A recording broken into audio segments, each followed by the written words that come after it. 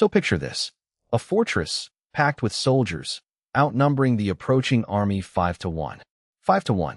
And every single man in there is acting like they just watched their own funeral rehearsal.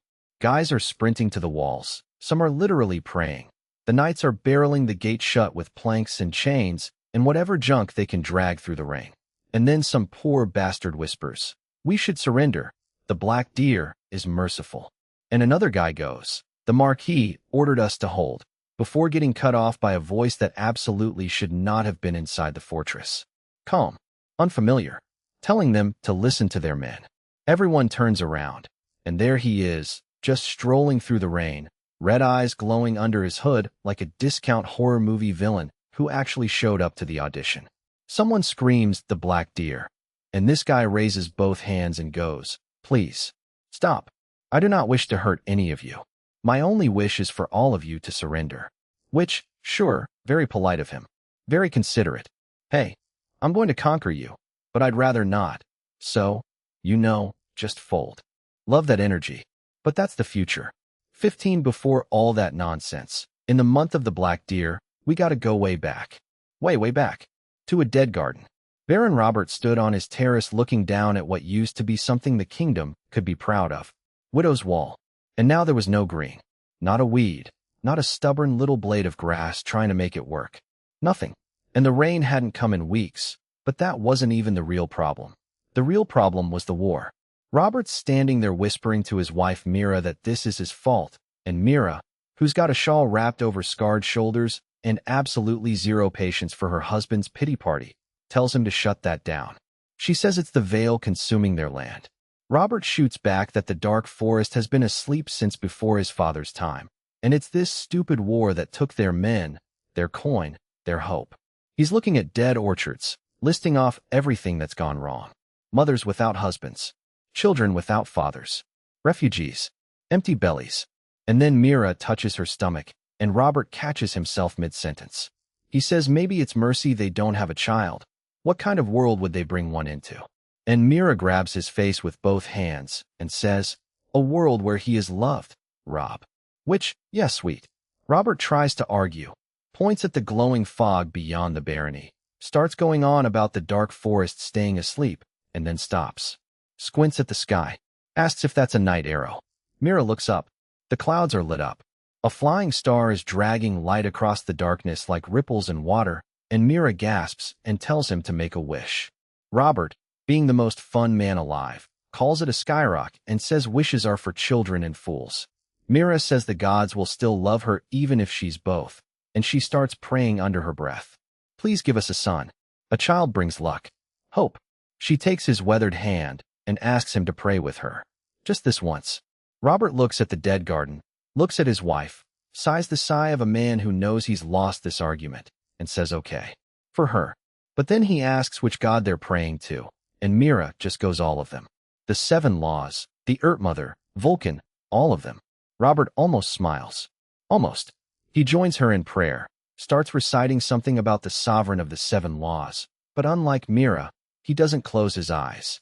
He keeps watching the falling star, and it gets brighter, then brighter again. Robert takes a step back. His finger is shaking. He goes, "Something is amiss, Mira." Mira, and Mira, eyes still shut, sighs at him like he's being dramatic at church. "Have you never seen a night arrow, Rob? They are the gods' arrows. Mind yourself. Pray." And then she stops, because she sees it too. It's not getting brighter.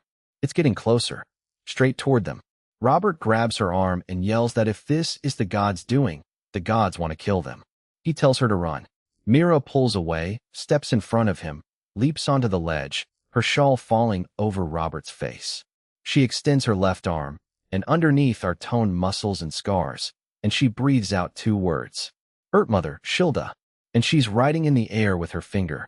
Smoke forms into symbols, flickers into bright light, and she grabs them. The light crawls to her wrist and shapes itself into a shield that covers her entire frame. She yells at Robert to get behind her. He says she can't shield them from a skyrock. She says then she'll shield him from as much of it as she can. She lowers her knees, bracing, and the skyrock stops. A yard from her shield. Just hovers there, floating above the terrace like it's looking at them. Mira follows it, steps down, keeps Robert behind her. It drifts to the middle of the terrace. And then it drops. The floor shakes. Cracks crawl through the stones and into the manor walls. Steam rises off it, smelling like molten iron. Robert whispers they should go, get the people, deal with it at first light. Mira is already walking toward it. He tells her not to touch it. Skyrocks are as hot as red iron. Even with the depth of her breath, it'll burn the flesh from her bones. She reaches out anyway, hovers her palm inches from the surface.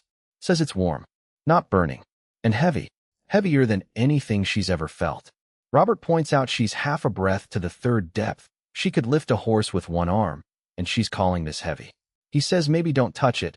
Let's call for the people. Mira punches the rock. A loud drum thump hits the air.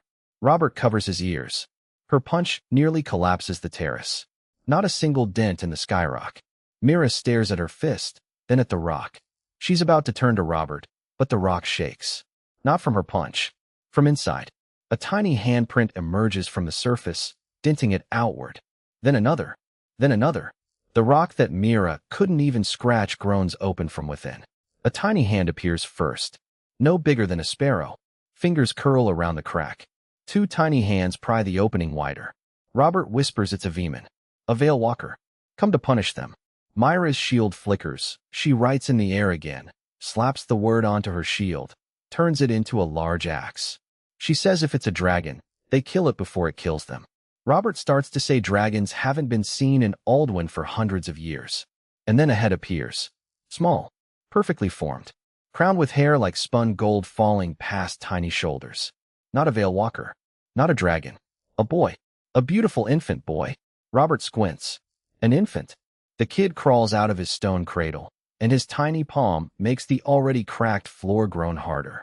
Then he looks up at them. Blue eyes. So blue that for a moment both Robert and Mira forget the dead garden, the war, the hunger, the sky that almost flattened them. And then the boy bawls. Full volume. No hesitation. The sound snaps Mira out of whatever haze had grabbed her. Before Robert can stop her, she's already moving, tearing strips of cloth from her dress. She scoops the kid up, wraps him, and his crying stops instantly. A giggle bubbles out instead. Robert stands there frozen. Mira, what are you doing?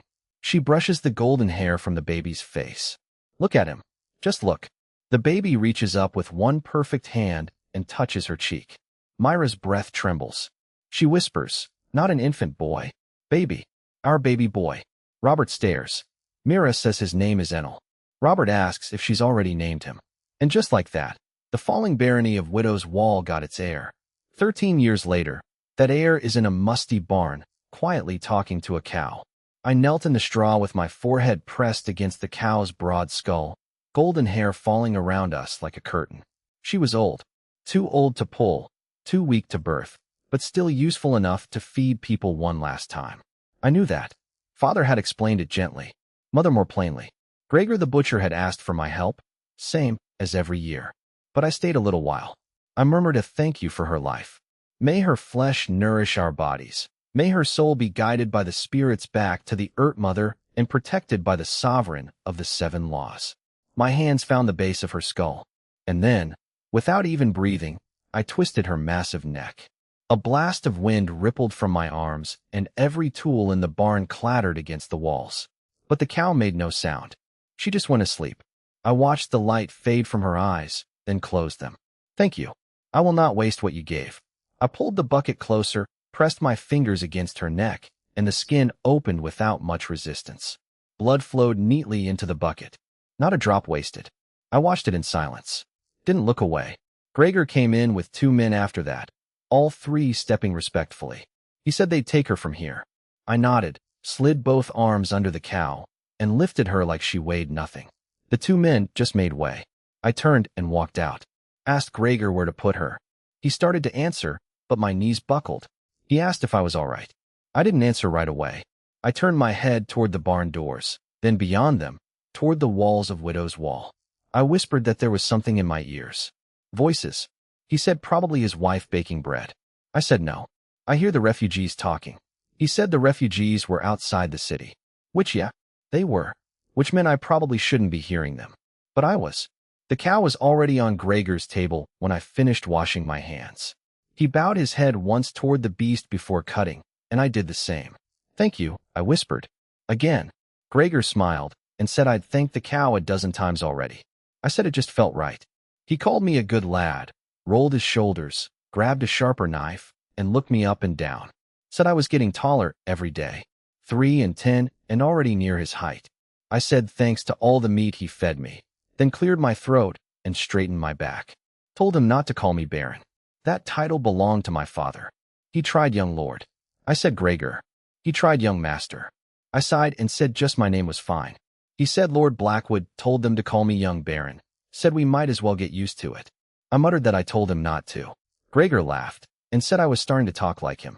Then Lisa, Gregor's wife, popped out of the back room covered in flour and told me to stay for supper. Stew, bread, the works. I said I'd be honored, but I had quests. She said I meant playing with the seamstress daughter and that she had ears. Then she laughed and said sometimes she forgot I was only a few seasons older than her son. She had pots older than me. I bowed and told her she still looked as beautiful and young as ever. She called me a flatterer and said it felt like yesterday I almost sneezed out their door. Gregor sighed and said they don't talk about that. The boy can't help being gifted with a blessed body by the sovereign. Lisa waved him off and shooed me out before her husband could keep me longer. I scratched the back of my head, stood up straight, and said tomorrow then. Gregor's voice dropped. He said that was the last of their cattle. I stared at the empty barn. Already, outside, Widow's Wall spread before me. Too large for a hamlet, too beaten down for a city.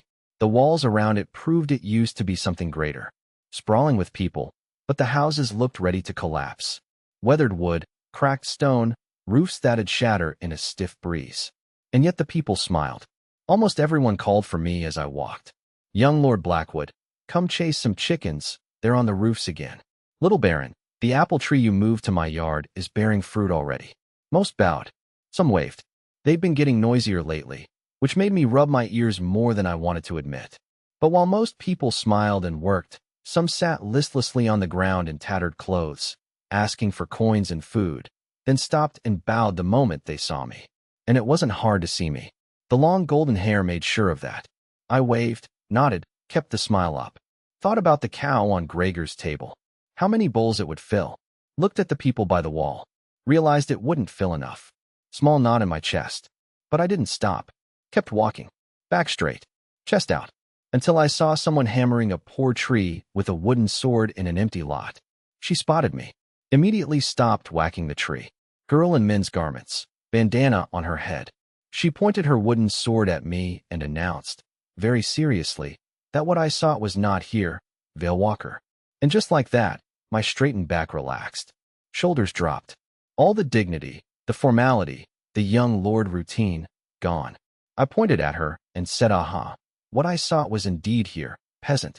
It was the magical tree of breath. She gasped, stepped in front of the tree to protect it, started saying she wouldn't let me have the magical tree of, then stopped. Her voice went high-pitched.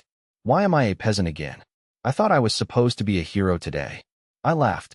Told her peasants can be heroes, lamb. And I'm always the Veman. She trailed her wooden sword along my frame and said, look at me. I'm a brute. Last year I was only taller than her by an egg. Now she could stack an entire chicken on her head, and I'd still tower over her. I flicked my hair and said it wasn't my fault I was blessed by beauty and strength. Ah, life. She said my mother still brushed my hair. Called me a 9-year-old. Called me breathless. I gasped dramatically and said the gods sought to punish me for my beauty.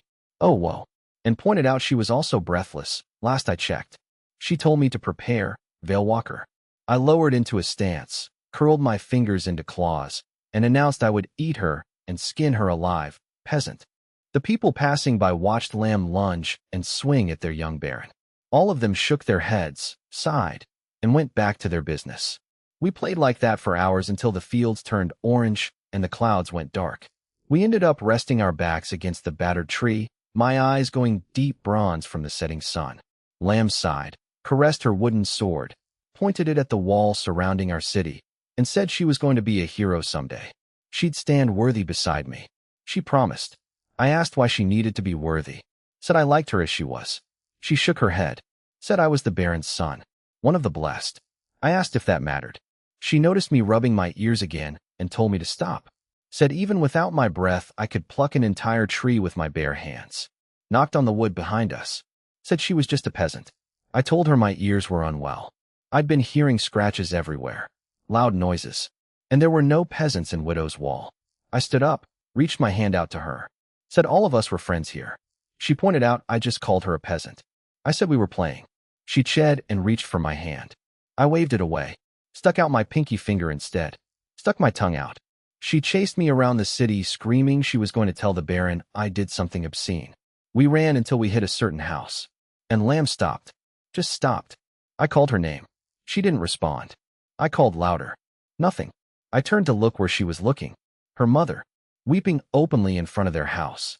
Other people around, watching, shaking their heads at the sobbing woman. I asked what happened. Lamb whispered that her brother, she thought the Duke's men finally took him. They'd received the letter, but now, to war. My eyes went wide. I wondered when they'd take me. Lamb glanced at me, clutching her sword hilt tighter, and said they wouldn't take me. I was the Baron's son. I shook my head, said we were all equal under the 7 laws. As a noble, I had a duty. And Lamb's voice went deep. The familiarity we'd had just withered away. She said, with respect, Your Grace, the sovereign can go fuck himself. I got out a single WH before she turned and ran into her mother's arms. I wanted to chase her, offer something, anything, but seeing her mother hold her that tight, I lost whatever strength I had to approach. I stared at my best friend for a moment longer, shook my head, walked home. An hour later, I was at supper with my parents. Not talking, just staring at my bowl. Thin soup, a heel of bread, meat Gregor butchered a week ago. For a Baron's family, we ate like everyone else in Widow's Wall. Maybe less. Wooden bowls, wooden spoons. No servants to pour wine because we didn't have wine to pour. I looked at my parents across the scarred table. Father's hands calloused from working his own fields. Mother's dress mended so many times it looked worse than our tattered curtains. Quiet dinner. Right up until I asked the question that had been sitting in my chest since I watched Lamb's mother crying in the street. Father, mother, why haven't they called me to war? Both my parents froze. The piece of meat father had been lifting with his spoon slipped off and landed straight on his lap. He stared at it for a solid moment like it had personally offended him, then slowly looked up at mother across the table, mouth still half open. Mother stared back, silently willing him to answer. When he just sat there like a stunned ox, she kicked his shin under the table. Lightly, but enough. He cleared his throat, wiped his lips and beard, brushed food off his lap, and said I was not of age yet. Soon, he said. I pointed out I was taller than him. Mother nearly snorted her soup.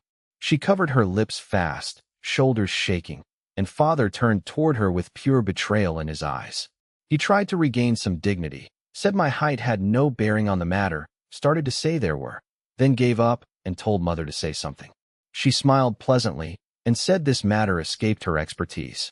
She knew beasts, not the politics of war. Father grumbled that all men were beasts. Mother said don't include our little Enel in that. He said I was a boy.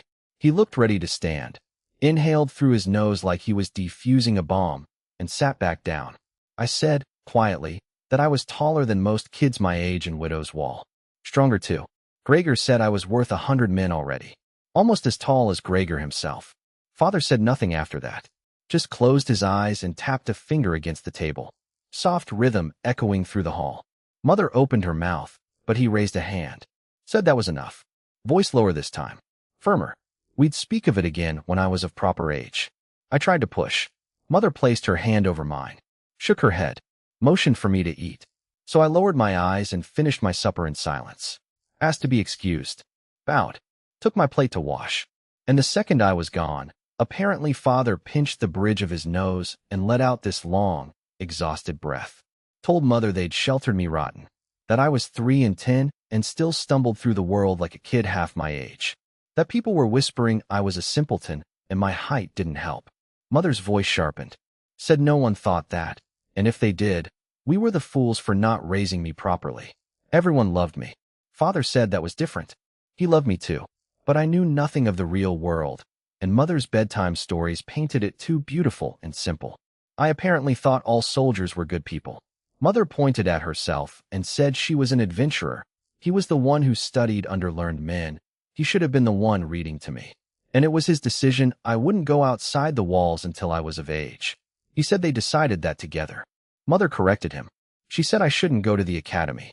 He was the one who decided to trap me here. He pointed at the window and said what was he supposed to do? Let me out there?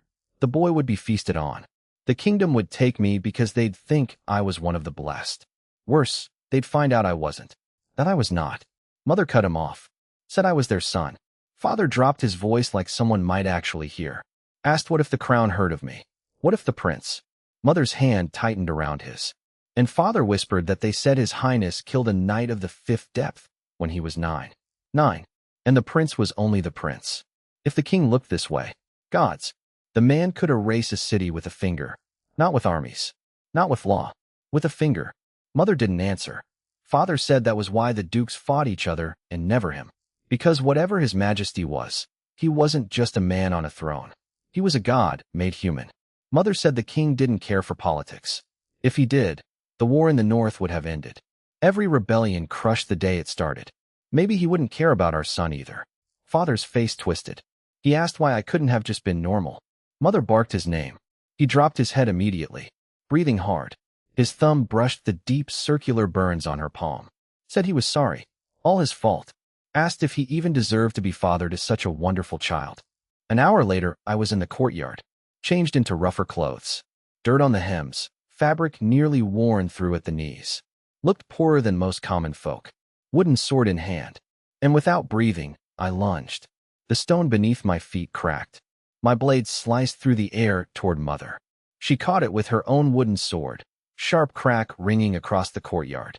Sweat popped across her brow instantly as she pushed back, but her eyes weren't really on me.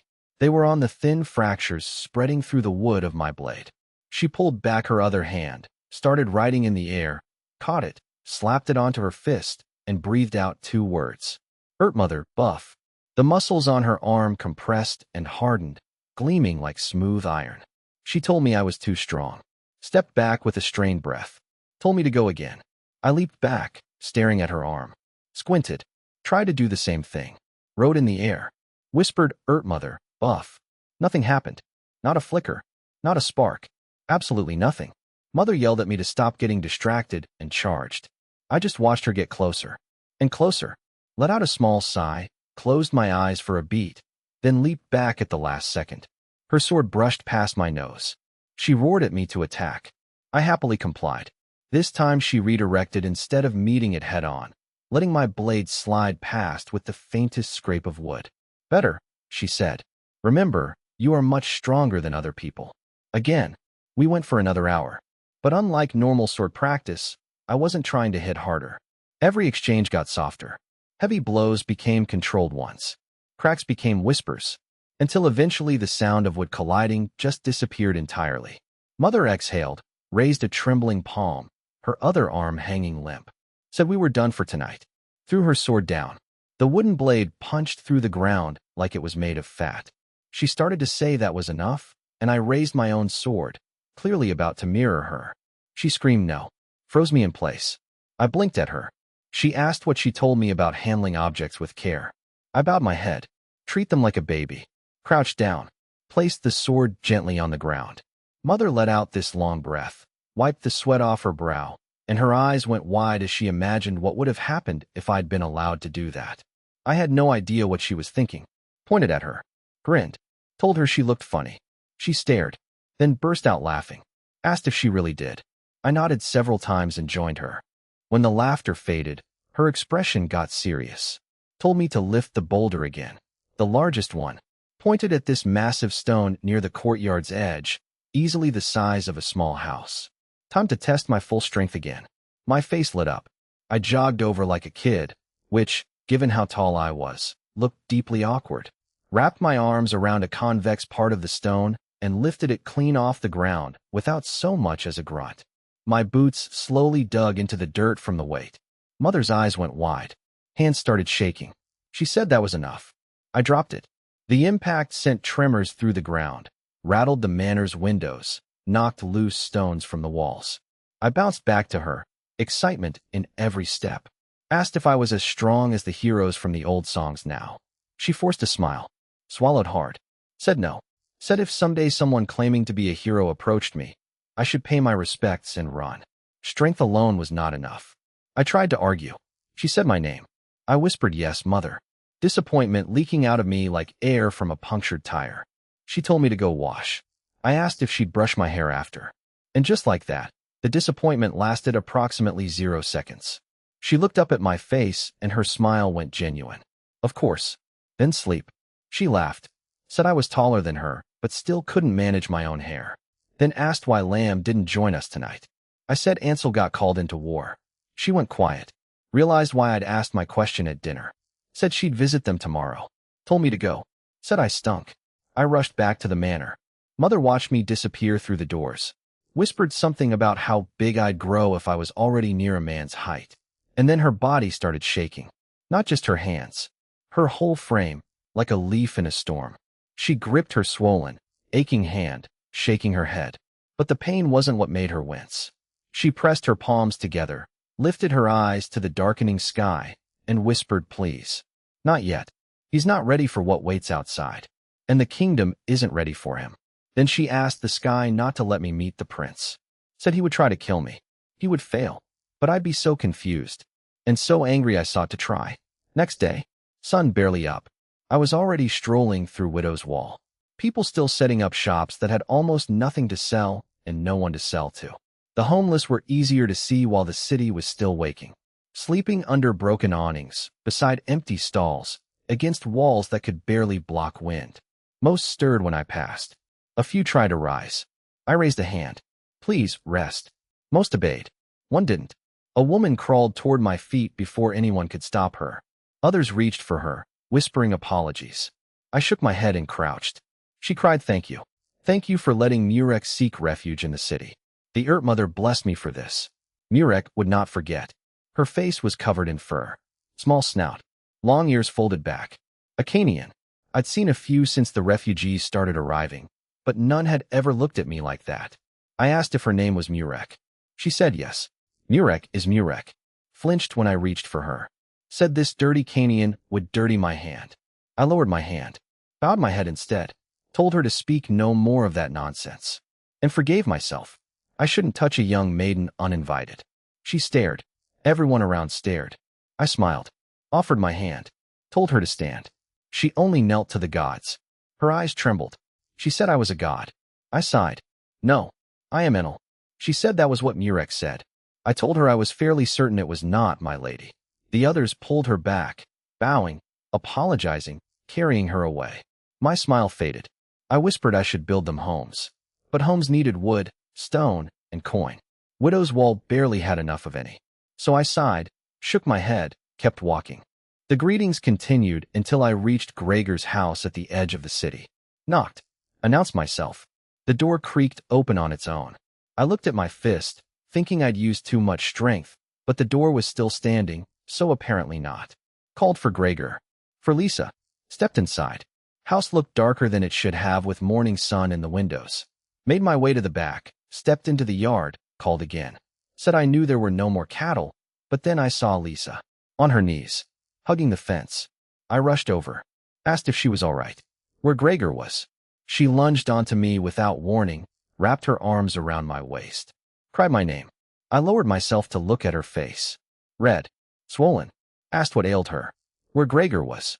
He was nowhere in sight. Her voice cracked. They came before first light. Knocked on the door. Took her Gregor. I asked who. Monsters. She bellowed. The Duke's men. She'd pleaded before them and the gods. None listened. I looked to the side. For the war? It was a great honor to be called to battle. The Duke would reward. Lisa kicked away from me. Threw a bag at my chest. Grain rolled down my lap. I grabbed the small bag, grain still showering from it, and didn't seem to care she'd thrown it. She asked me, "Is Gregor's life worth a bag of grain?" I started to say the Duke. She exploded. May the Duke turn to ash by Vulcan's fire. They gave it expecting gratitude. Gregor was old. His legs frail. He'd sooner die on the way there. I said when he returns. She screamed in my face. My Gregor will not return. War is nothing but death. Why Gregor? Father kept letting refugees in, taking their land, their food. They had able bodies, even with injuries. Why not take them? I couldn't say anything back. She clasped her hands. Please bring my husband home. Please, my lord. My breath hitched. The confused look on my face withered away. My eyes cleared. I stood up, looked down at her, and pulled the knife from my waist. She gasped, knelt, stammered that she meant no offense. I said under the name of the sovereign of the 7 laws. Her eyes widened. I make an oath to you, Lisa of Widow's Wall. I whispered it gently, resting the blade on my palm, that I, your lord, will bring your husband home to your arms. And to the sovereign, I made an oath of promise. If I failed, be that I had no breath, they could take the blood from my flesh instead if my word was broken. She reached for my hand as I dragged the blade across my palm. Screamed no, then stopped. Blinked. My palm was completely unscathed. The iron knife had bent completely. She clutched her chest, sighed in relief, shook her head, whispered my name, said let's forget about this. Let the Baron handle. I bit my hand before she finished. She just watched the blood trail across my wrist, down to my elbow, then drip toward the ground. She dove forward, trying to catch the drop. Missed her hand by a single finger. She looked up at me. Nothing happened at first. Then the drop burst outward, creating a symbol of words around us, trapping us in a circle of crimson light. She sat up, eyes moving wildly. Asked what I'd done. I said this oath binds me. Not you. She said but. I said she asked. As your lord, it was my duty to answer. My hair was turning orange from the light beneath us. I spun the knife on my palm, handed it to her. Her head shook, breath stuttered, eyes snapping between the blade's shine and my eyes. She looked away, bit her lip, grabbed it, gritted her teeth, closed her eyes, drove the blade across her palm. Her blood dripped, mixing with mine.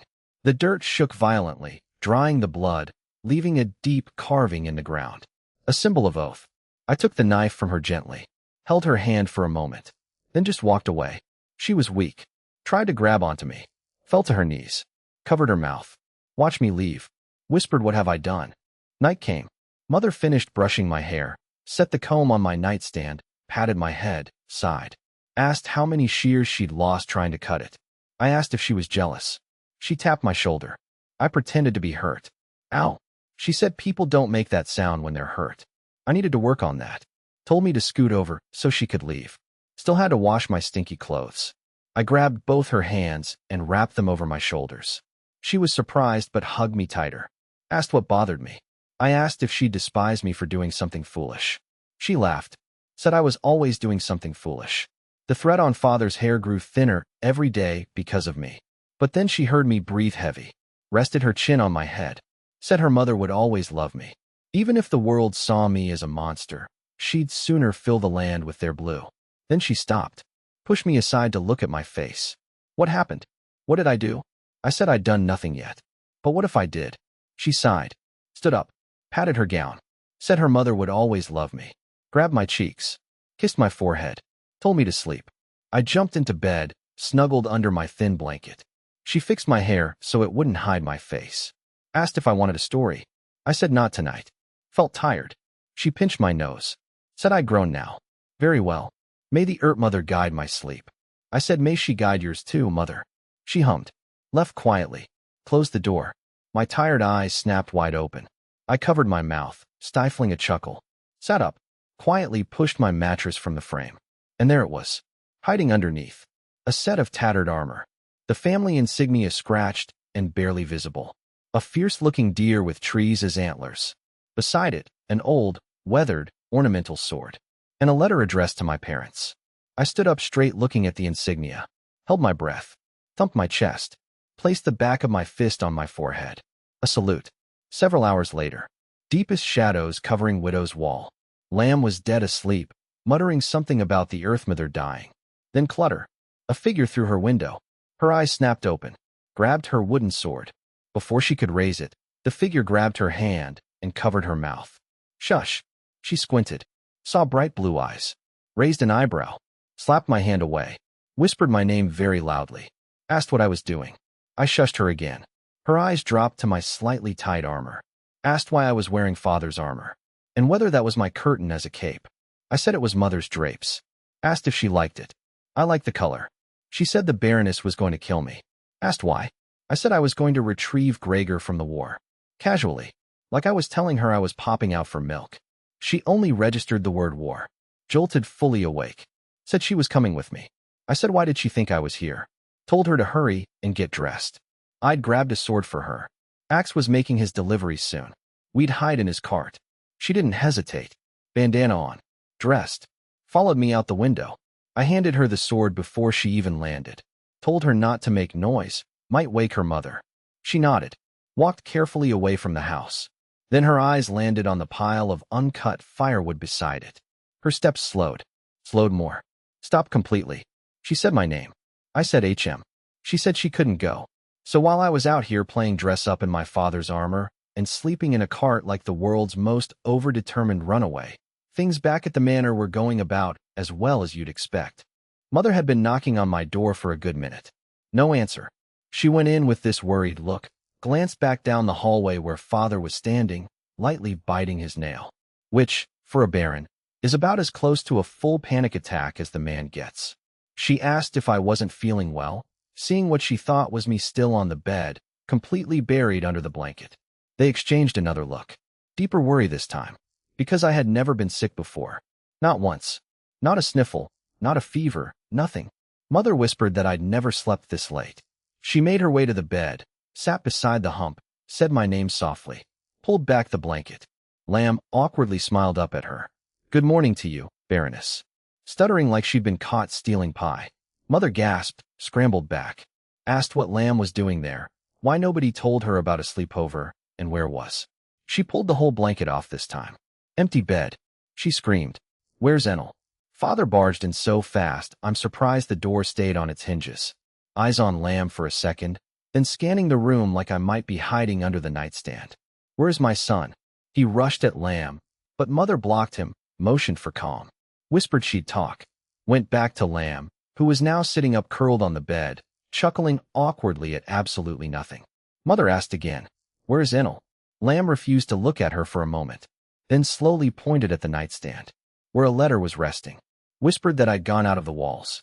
They heard it loud and clear. Father was about to bolt out of the room, but his steps paused. He turned back to Lamb, asked where, calmly, which, knowing Father, meant he was approximately 3 seconds from not being calm at all. Lamb gulped, said I was just exploring. Father squinted. Outside. Without her. And Mother caught it. Whatever he was hinting at.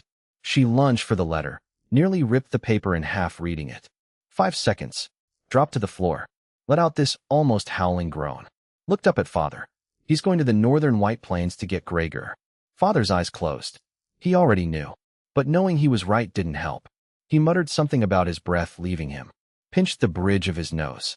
Said I wasn't ready to be outside. What if I encountered bandits? Mother said I'd be all right. She'd trained me for this very moment. No one would be able to hurt me. Father said that was exactly the problem. This is what they talked about. They always knew this would happen. But he should have talked to me.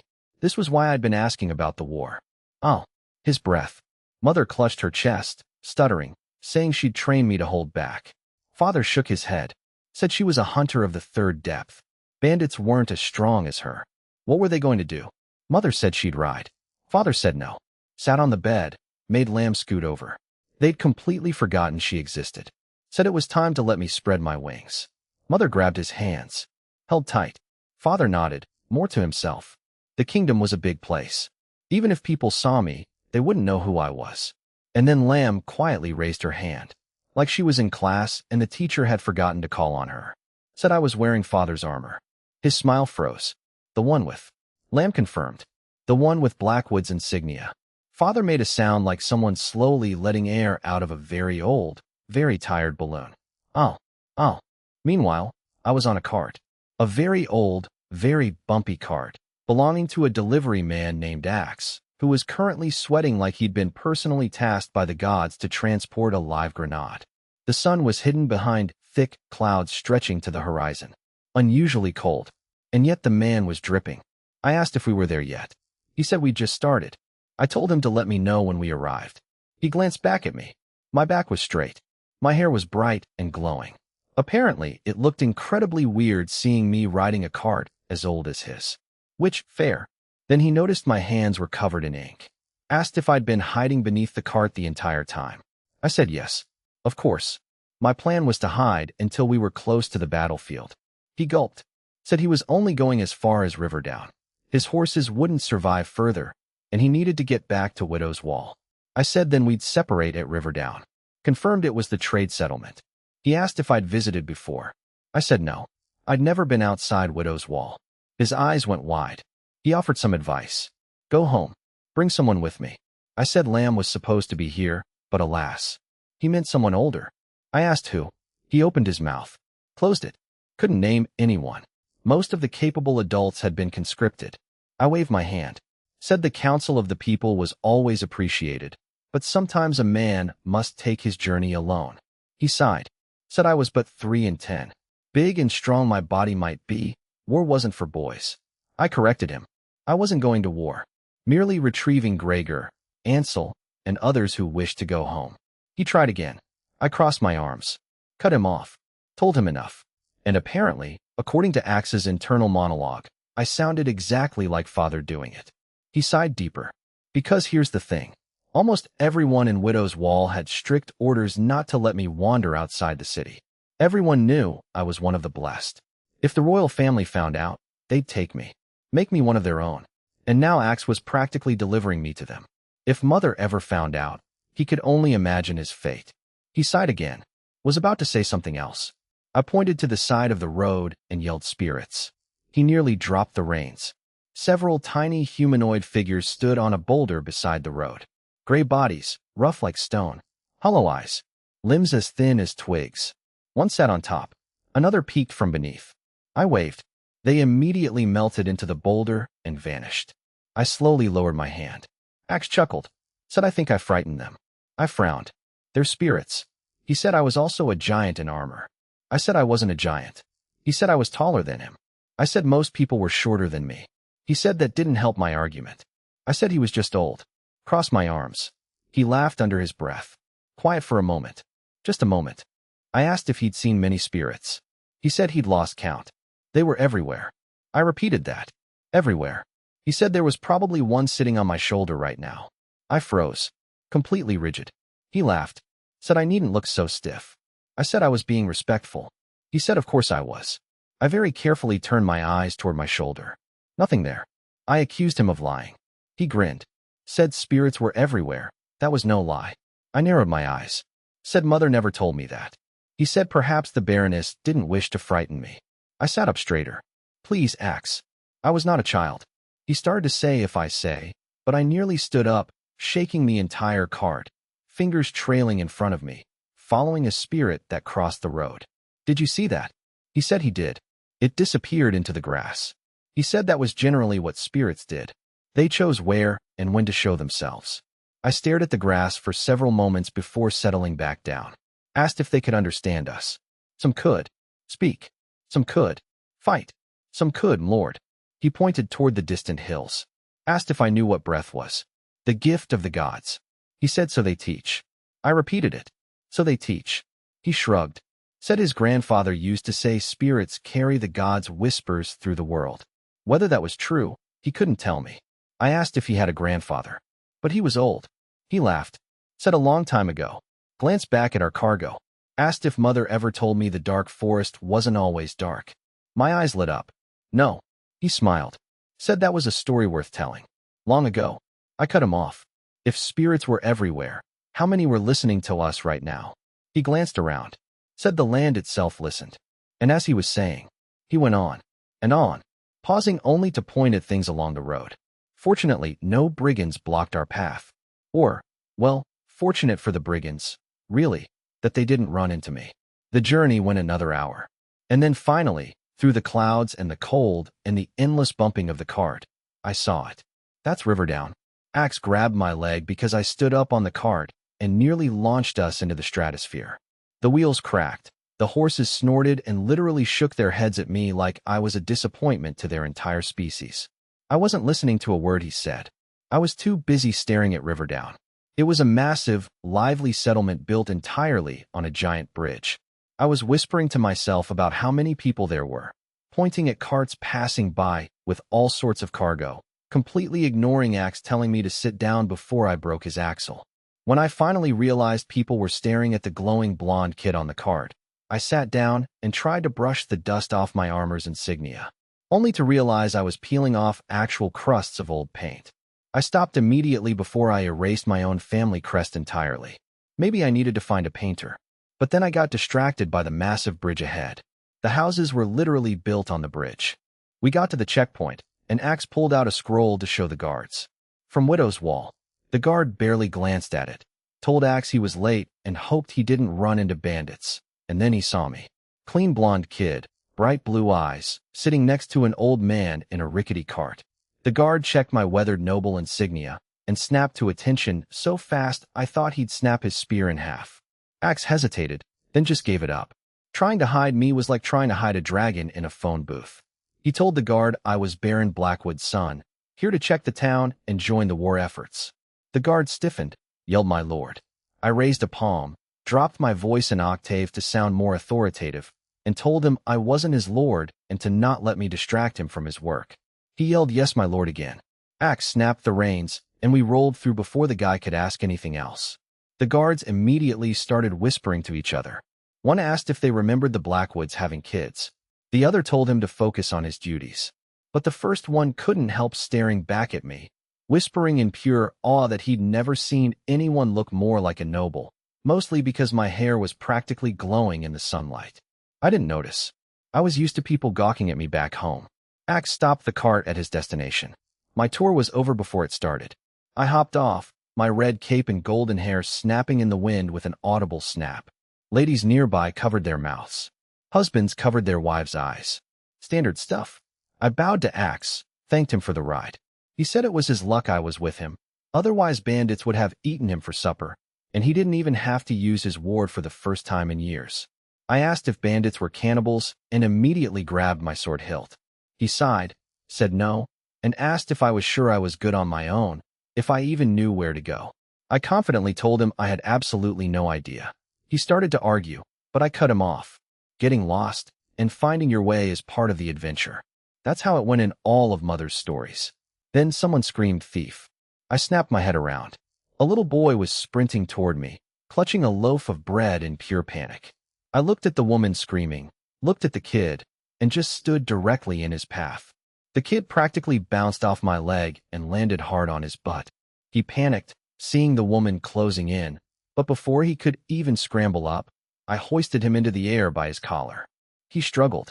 That was cute. Axe rushed over, saw me reaching for my knife, and started praying to the gods to help this boy. The woman caught up, panting, thanked me, called me my lord when she saw the armor. I asked what he stole. Just bread. She saw my hand on my dagger and started backpedaling fast, saying it was fine, they had plenty. I told her I'd pay for it. I grabbed my coin pouch instead of the knife. Axe nearly had a heart attack, clutching his chest. He knew how lawfully inflexible I was. The woman said it was 3 copper wins. For bread. I stared at Axe. He just shrugged. I handed him the pouch and told him to pay her. He did, shoot her away before she could bow 100 more times. The crowd sighed in disappointment because they really wanted to see a public beating. The kid groveled. I backed away. He kept thanking me, putting his palms up, saying he'd never waste the bread. I blinked, asked what he was talking about. He looked up and realized his hands were empty. I was holding the bread. I ripped it in half, gave one to Axe. Told him to eat it well. It was very expensive bread. Axe hesitantly took it, said the price was right. The kid stood up and asked, very politely, if that was his bread. I stared at him. Why would it be his if I paid for it? He looked at Axe for help. Axe looked away, completely ignoring us. The kid said he was hungry, hadn't eaten in days. I scanned him. The kid had more meat on his bones than any refugee in Widow's Wall. I told him he seemed able-bodied, asked why he couldn't find work in a busy place like this. He didn't have an answer. I remembered the bread cost 3 coppers. I offered him a deal. I'd give him gold to buy bread if he served as my valet until I found my passage to the war. His eyes lit up. He knew where the caravan was gathered. Axe asked if I'd be all right. I told him not to fret. All my quests with Lamb had prepared me for this. Axe muttered that those were pretend. I asked what. He said nothing. I told the thief to let's go before he surrendered to the guards. He was confused. I flipped my cape and walked off without a care. Axe watched me go. Whispered young Baron to himself. Remembered me strutting around Widow's Wall with Lamb, terrorizing the place with our pretend quests. Then his soft look vanished. Pure dread. He unlatched a horse from his cart, ignoring the guy screaming at him about the cargo, jumped on, and rode off like the hounds of hell were on his heels, muttering that he had to tell the Baron that I mustn't reach the war. Meanwhile, I was strolling through Riverdown with my new thief. He asked what I meant about surrendering to the guards. I told him a thief must be punished accordingly. He said he was a child. I said then he'd only be flogged a few times. Told him about when I broke father's vase and it didn't hurt. Told him to take the punishment and the sovereign would forgive him. He asked what the fuck a sovereign was. I asked what he said. He quickly bowed and said, "Mercy, my lord." I sighed, said it wasn't up to me to show mercy, and went back to looking at the shops. He tried to run, bumped right into my stomach. I put a hand on his shoulder, asked if he didn't want to be paid. He was shocked I was paying him. I asked if you don't get paid for service here. Asked his name. He said Tiny. I said it suited him. Then I saw a stall. Pointed at it. Asked what that was. Tiny said glazed grilled fish. I asked what it tasted like. He didn't know. Never had it. I walked over. The crowd parted like the Red Sea. The vendor's eyes lit up like I was a walking bag of gold. He offered me a skewer, said it was seasoned with salt, pepper, and sugar. The smell hit me, and my whole body shivered. I didn't let on that I'd never actually tasted salt and real sugar together in my life. I cleared my throat, asked the price. He said it was free, just wanted me to visit more. I snatched the skewer immediately. Was about to bite it, but noticed everyone staring. Even Tiny was drooling. I leaned away, took a deep breath, and took a massive bite. The vendor screamed that it still had bones. He was terrified I'd choke and have him beheaded. I just chewed, squinted a bit. My eyebrows lowered. I turned around and walked away without a word. Tiny hurried after me, asked if I was looking for something. I asked where the people living in the streets were. He said there weren't any. I blinked. Widow's Wall had them everywhere. I looked at the fish, looked at Tiny, and handed him the skewer. He was confused. Asked if I didn't like it. I cleared my throat. Said it didn't suit my tastes. Expected it to taste how it smelled. Told him to eat it while he led me to the caravan. He happily devoured it. I watched him touch his cheek and couldn't understand how he liked it. It tasted good at first, a bomb of flavors, but then this weird, strong aftertaste hit me. I subtly stuck my tongue out to let the air wash it away. I asked if it was always like this here. People moving without pause. Tiny shrugged, asked if I'd never been here. I said I'd never been anywhere. Father promised to take me to bigger cities when I was of age. Tiny asked how old I was. 3 and 10. Tiny almost dropped his stick. Said he was 3 and 10 too. I told him his name suited him even more. Told him he was blessed with meat and green forests, should hunt instead of stealing. He asked if I was really 13. Said I looked like a knight. I smiled a bit. Said I wasn't. My father was a knight, but lost his breath in a hunting accident, which is when he met Mother. Tiny asked if Widow's Wall was the refugee city. I raised an eyebrow. Said we were a proud stronghold defending the lands from the Vale. Tiny quickly backpedaled. Said he must have heard of a different city. I asked what else they said about it. He hesitated. Said he heard it was a dying barony, and the baron was poorer than a peasant. But seeing me, he definitely meant a different city. I asked where he heard this. He said the Duke's soldiers. Said they always get men from there because the city can't offer anything else. He spat on the ground. Said he couldn't imagine living in a place like that. My hand curled into a fist. Tiny swore he heard iron groaning. I asked where these soldiers were. We ended up standing in front of a tavern with a fish painted on the sign. I was observing it. Tiny asked why. I said the Duke's soldiers might be inside. He asked why we didn't go in. I told him I wasn't of age. He stared at me. The door swung open and nearly hit him. A guy stepped out. Smelled like ale, smoke, and bad decisions. Huge shoulders, arms thicker than Gregor's, cheap adventurer insignia. He took 3 steps and bumped into me. Or tried to. He bounced off me like he hit a brick wall. I apologized. He squinted at my hair. Tiny covered his nose from the guy's breath. I asked if the soldiers were still inside. The guy rubbed his nose, said no, left hours ago. Most of them. Some might be by the caravan. I told Tiny we should go. The drunk guy perked up, asked if we were going to the war caravan. I said yes. He asked if I was joining. I said I had a different quest, but my journey was to the war. He looked at my washed-out armor. Said I was a lord. This war was for common folk. I said I was common folk. He said I was a noble, A pretty one. Almost a woman. I said all are common under the gods. He liked that. Said he was going to the caravan too. Told us to follow him. Tiny laughed, said they wouldn't let a drunk join. The guy laughed louder. Said they'd take anyone.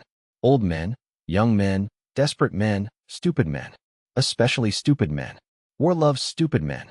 Asked if I was sure. I said yes. He said let's go. Told Tiny to follow as my squire. Tiny immediately puffed up and said yes. He was squire to the beautiful knight. I paused. Said I wasn't a knight yet. The guy stepped forward, completely ignoring the cart rolling straight at him. The driver was screaming at the horses. The drunk guy turned, sobered up instantly, raised 2 fingers, started writing in the air. Sovereign has. The symbols barely formed before the horses were on him. He gritted his teeth. I stepped right in front of him, reached out, gently touched one horse by the neck, the other by the head. Didn't grab, didn't shove, just guided them. Exerted zero force. The horses screamed and moved aside. The cart, however, kept coming. I didn't move, just looked down. The cart hit me and violently cracked. Wood burst, splinters shattered against my eyes. The front broke apart, wheels snapped, the whole thing toppled. Helmets, greaves, broken swords, dented shields, mail torn open and painted with dried blood rained down on the stones. A helmet rolled to my feet. Still had hair and scalp attached to the rim. Everyone gasped and scattered. The drunk guy sat on the ground, completely sober. Stared up at me. My red cape settled, golden hair glowing in the sun.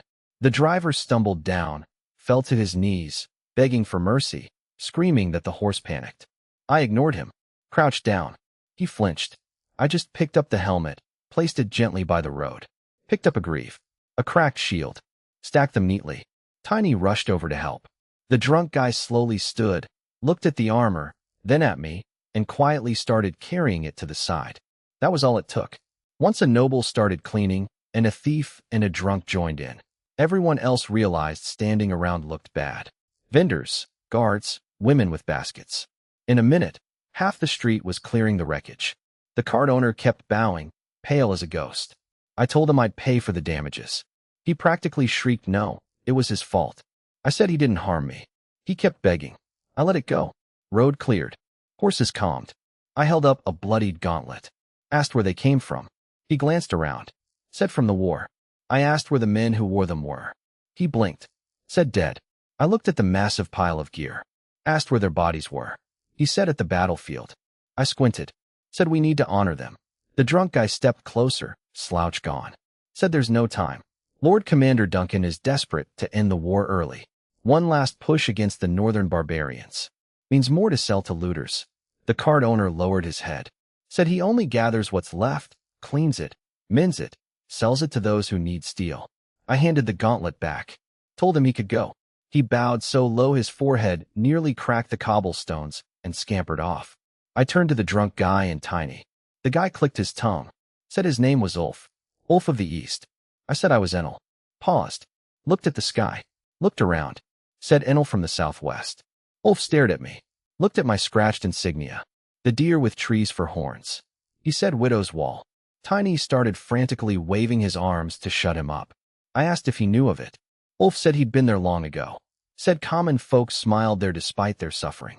Extremely poor compared to other frontier houses guarding a veil. I looked down. Extremely poor. He started to say with a lord like me it was no wonder they. But Tiny jumped between us, screaming about the caravan leaving. I nodded. Said let's go. The caravan was at the far side of Riverdown. Just carts, crates, and a bunch of people who were definitely not warriors. I looked for the Duke's soldiers. Only one in armor was me. A guy with a thin mustache approached. Eric of House Fafnir. Tiny snorted at the name. Eric asked what he could do for me. I asked where the soldiers were. He smiled carefully. Said they departed. Left him to handle affairs. Asked if I needed something for them. I said no. I was here to join the war effort. Momentarily. He blinked. Asked if I had a letter from my house or a seal from Lord Blackwood. Before I could answer, Ulf slung an arm around Eric's shoulder, turned him away, and handed him a pouch. Whispered something. Next thing I knew, Eric was shaking Ulf's hand, smiling. Told me if the young lord wishes to support the kingdom, who was he to stand in the way? Said he'd arrange a place for me on a cart. I watched Eric walk off. Asked Ulf if I just saw him bribe the man. Ulf said he merely encouraged him. With coin. Ulf said winds are already encouraging. The face of the first king still has an effect. I narrowed my eyes, but he ignored me and pointed to a cart. Told me to hurry. I hesitated, then turned to Tiny. Handed him some coins. Payment for guiding me. Told him his service was done. Go surrender to the guards. He looked at the coins, the caravan, and said he thought he'd come with me. I told him no, his punishment would be worse. He bowed. Said he'd join the war and serve as my squire. I said I wasn't a knight. He said I would be. A hero knight. I imitated father, stroked my chin. Said very well, he could accompany me. But when we return, he still must surrender. He asked if I was joking. I said no. Meanwhile, back at Widow's Wall, Mother was having a completely different kind of day. She was moving through the field, writing words in the air, slapping them onto her axe. Mother, fur. The axe burst into flames. She cleaved through a vemon that looked like a bear with hollow eyes and dried roots sticking out of its flesh. Then a smaller one, like a boar-sized hare with sharp roots for fur. Both burst into flames. She skidded, spun her axe, and the flames vanished. She looked over. Lamb was on top of the bear vemon, repeatedly stabbing its neck. Mother told her it was already dead. Lamb jumped off, wiped the sword I'd given her, removed her bandana to wipe her sweat. Looked toward the gate where townspeople were moving corpses. Mother whispered that made 9 today. Looked at the dark forest. Asked why now, when they needed to get to me. Lamb said I'd be fine. Asked how she did. Mother said she did well, much stronger than Mother was at her age. Asked if she wasn't scared. Lamb snorted. Said these monsters were nothing compared to me. Mother agreed. Lamb said she thought they'd be scarier based on the drawings in my books. Then she said they probably started appearing again because that monster is gone. She quickly added respectfully, Your Ladyship. Mother blinked. Asked if she meant no disrespect. Lamb said no. Asked if Mother thought they started moving again because I was gone. Said the wild animals were scared of me. Tiny asked how long the road was going to take. I gave him the most vague answer I could muster, but honestly, I was getting impatient too, and we'd only been out of Riverdown for a few hours. The cart hit a rock. Tiny bounced and groaned. The road was an absolute nightmare. Rough, uneven, covered in old roots that seemed personally offended by our wheels. Tall trees on both sides blocked just enough light to make the woods feel deeply unwelcoming. Every time we hit a stone, Tiny rose half an inch and slammed back down. I told him his balance was terrible for a thief. He immediately snapped that he wasn't a thief. Ulf, who was hanging a leg out the back of the cart, laughed loud enough to make people stare. Said he was a thief because he got caught. Tiny argued. Ulf made a joke about his little birdie. Tiny got mad. The cart hit another rock, and Tiny groaned about his arse, his legs, his dry mouth, and his chapped lips splitting open. Ulf winced, tossed him a water skin, told him to wet his lips before they cracked more, casually dropping the fact that he'd seen bigger men die from that. Which, wow, okay, glad I didn't know that. Tiny drank a little, wet his lips, handed it back without wiping his mouth. Ulf offered it to me. I shook my head, said I wasn't thirsty, told him to save it for those who needed it. Ulf just stared at me for a second, then smiled. Said I was unlike any noble he'd ever met. I asked if he'd met many. He said enough. Asked if they were all different. He said most were pompous little brats who thought the gods carved the world specifically for their feet. Tiny nodded like he totally understood. Ulf pointed the skin at me, said I was different. Saved his life, cleaned a street, paid a thief, joined a war, and hadn't complained once about riding in a cart that smelled like garbage. I looked around, asked if it smelled like garbage. Tiny sniffed near Ulf, and his face twisted in pure pain. I said I hadn't noticed. Ulf laughed, said any other noble would demand a horse, a tent, servants, maybe even a bard. I asked why. Why would a noble do that? A noble's duty is to serve and protect those beneath his banner. I serve the people. I said it without a single stutter. Ulf just stared, then burst into the loudest laugh I'd ever heard. People glared at him, but he was with a noble, so they just looked away. He wiped his eye, called me naive, said he didn't even know Widow's Wall had an heir. Tiny was nodding along to my words. I asked what he was doing. He said he was learning to be like me. I told him to learn not to steal first. Ulf laughed. Tiny noticed Ulf's cheap, scratched adventurer badge. Asked what rank he was. Ulf said not enough to be important. Tiny asked why he was joining the war. Ulf's smile thinned. He rubbed his badge, looked at the trees, and said he joined to silence the voices screaming inside his head. Tiny blinked and called him a half-wit. Ulf glared, threatened to cloud his ear, asked how he even knew that word. Tiny said because he wasn't a half-wit. I just watched them bicker. The caravan rolled on. Wheels creaking, horses snorting, branches scratching the carts. I was watching the spirits in the woods, minding my own business, when suddenly they all hid and merged with the earth. A scream cut through the trees. I snapped my head toward the noise. People on the cart froze. Some looked, most looked away. The caravan didn't stop. I stood up, the cart dipped, Tiny grabbed the side. I whispered that there was a coach. Broken, between the trees up ahead. Wool torn away, door open, long claw marks on the side. Fresh blood on the ground. Ulf saw it, jaw tightened. Said it was feral folk. I asked what that was. He sighed, said attacks were common. Wilderkin probably smelled food. Another scream, louder. I looked at the front of the caravan. Asked why we weren't stopping. Ulf said because it wasn't our responsibility. I stared at him. He sighed, said screams could be bait. Bandits use them. Feral folk too. You stop for every cry, you end up feeding the woods. Another scream. I didn't say anything else. I just stepped off the cart. Actually, I leapt. Hard enough the cart shook and nearly toppled. I vanished into the trees. Ulf screamed, grabbed the edges, stared at the whirlwind of leaves I left behind. Asked Tiny if I was always like that.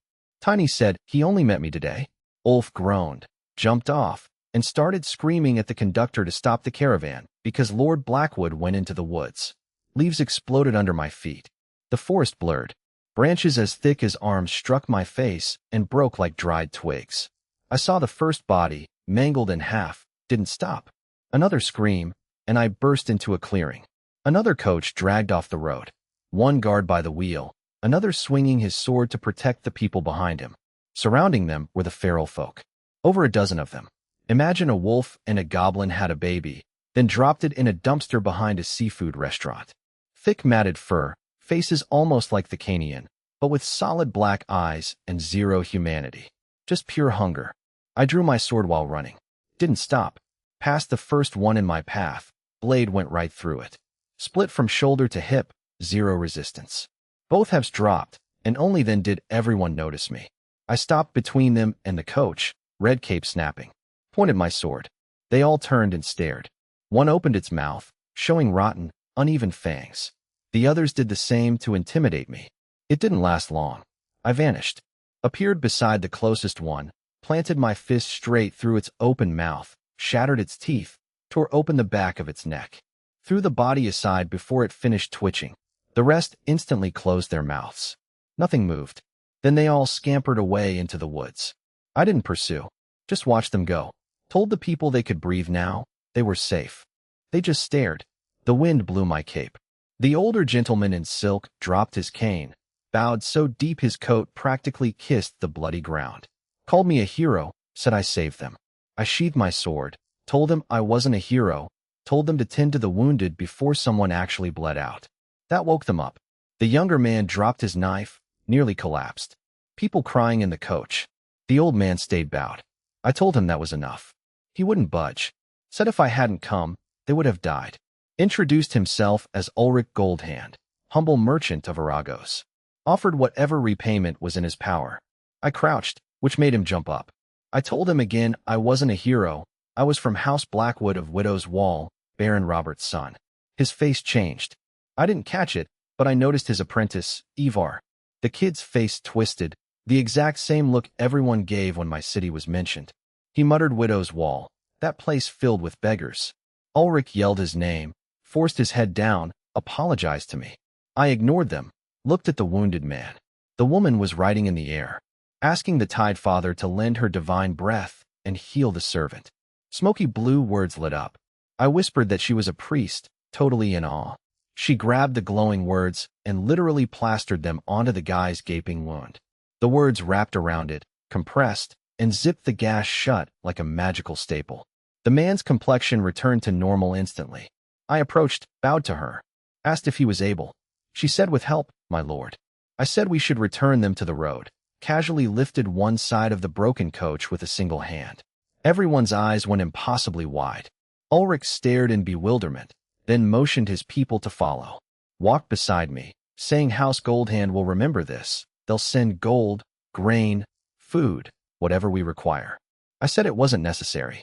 He practically pleaded, said it was. Asked to let an old merchant repay a debt, if not for me, then for the people under my banner. Widow's Wall. I was quiet for a moment. Nodded. Thanked him. Said our people were, as I was learning on my journey, in need. He was so relieved. Said House Goldhand would never forget the debt. By the time we reached the road, Ulf and Tiny were about to enter the woods. Ulf had his sword, Tiny had a stick. Tiny ran to me, saw the blood, realized I found them. Ulf muttered of course I did. Said he'd tell the conductor to leave men to help. Ulrich pushed Ivar forward to introduce us. Ulf smirked, took the boy. I told Ulrich this was where we parted ways, didn't want to delay them. Ulrich looked at the tired recruits and horses, bowed. Said the war would surely end once I reached the battlefield. My strength and Lord Commander Duncan would wipe out the barbarians. I shook my head. Said I didn't wish to wipe them out. They were people too, had innocence waiting at home. Ulrich literally lost his breath for a second. Smile gently came to his face. Said of course, my lord, it is as I say. I told him, may the sovereign keep him safe. He said, may the Tidfair guide my path. I got back on the cart. Tiny followed. Told the drivers to continue. Caravan started moving. Ulf jumped on. No one spoke for a while. Someone spat from another cart. Ulf broke the silence. Said he knew that man. I asked if he was friends with Ulrich. Ulf said no one is just friends with Goldhand. They're the wealthiest family in the East, or close to it. Tiny's head snapped to me. Said that was convenient. Asked if I got something from him. I said his gratitude. Tiny asked if I got a physical thing. I said he offered to visit Widow's Wall. Tiny asked again, did I get something? I said I told him it wasn't necessary. Tiny looked like I'd just stabbed him in the chest. He explained, very slowly, that when extremely wealthy men offer to repay you, it's polite to actually let them. I said I did let him.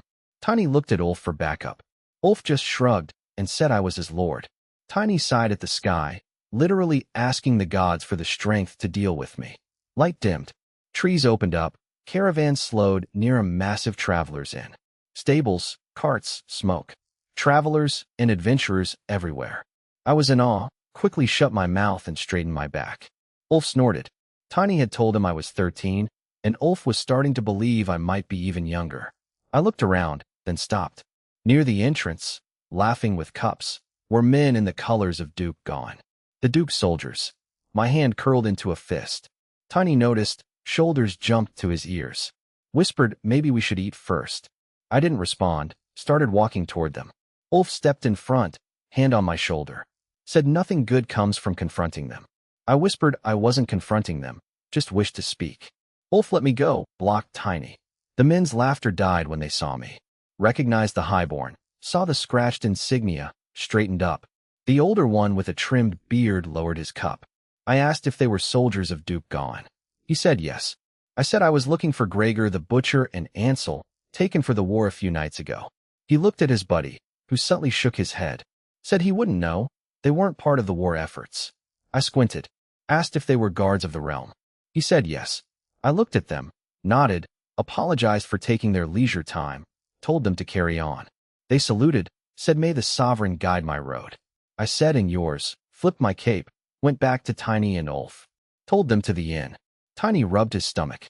Ulf stayed behind, listening to them whisper. They were talking about the heir of Widow's Wall, asking if most of them weren't dead, and noting Ulf was an origin sitting with a Hisker. I stopped just beyond the door. Tiny almost bumped into me. I said there were many kinds of people here. Tiny pointed at a Hisker, called it ugly. The Hisker glared, snake nose billowing smoke. Tiny hid behind me. Ulf dragged him away, told him not to stare. Adventurers like their privacy. Tiny stared at an origin with painted beak and glowing feathers. Ulf grabbed his head to make him look away. Eric of House Fafnir called out to us, waving us over to a reserved table. Tiny scoffed at him. Ulf just sat down, patted Eric. Eric said he arranged a room for me upstairs. Small, but the biggest there. I said it was unnecessary, I could sleep with the caravan. Eric insisted, held my hand, called the barmaid. Said my meal was paid for because Ulrich and his company rewarded them handsomely. I was surprised. Eric bowed, Said he also arranged a nightly visit for me, would see me on the morrow. Left before I could ask. Ulf slapped the table, told me to stop asking and start receiving. I said I could sleep outside. Ulf smirked. Said the common folks would be uncomfortable with a noble there. I sighed, took the room. Barmaid brought a basket of bread. I said we didn't order. She blushed, looked away. Ulf pulled the bread closer, told me to take it. Barmaid asked what I wanted. I asked what they served. She listed stew, roast onions, black bread, river fish, salted eggs, ale. I interrupted, covered my mouth at the memory of the fish. Said I'd have stew and salted egg, my friends would order. Ulf smirked at me calling them friends. Tiny pointed out I was a noble. I shrugged. Ulf told the bar to bring the keg. Tiny ordered fish, onions, stew, bread. Barmaid said she'd bring everything and put more meat in my stew. I thanked her. She stared a moment too long, then left. Food arrived. I leaned over the stew, inhaled the steam. Smelled meat, herbs, onions. Took a careful spoonful. Stopped. Tiny asked if something was wrong. I whispered it had many tastes I'd never had. Wished Widow's Wall could taste it. Tiny stopped eating. Said he wished his little sister could have tasted it too. I asked if he left her. He smiled gently. Said illness and hunger took her. Said if he knew Widow's Wall had a lord like me, they would have gone there. I looked down, remembered the refugees. The discomfort in my ears returned. Started rubbing them, eyes twitching. Ulf waved his hand, told us to stop soiling the food with depressing talk. We ate in peace. Listened to the adventurers talking about the war ending, barbarians pillaging, Lord Commander Duncan. The war in Mother's books was unrecognizable from the one they were talking about. Tiny leaned back, stuffed. Ulf just drank ale. I clasped my hands, thanked the gods for the feast. Tiny copied me. I stood up, told them they could share my room. Tiny sat up, excited. Ulf grabbed his collar, said no, they were fine with the caravan. Tiny argued. Ulf covered his mouth, started carrying him away. Said see you on the morrow. Tiny complained. Ulf shushed him, smirked, said he didn't want to get in the way of my nightly service. Tiny squinted, looked at the barmaid, realized what he meant. Said but his lordship is 13. Ulf's eyes widened, looked back at me heading upstairs. Said he was sure I'd be fine. Room was small. Narrow bed, basin, chair, window. I took off my armor carefully. Folded Mother's stolen drape cape with extra care, noticed the dirt. Knew she'd be mad.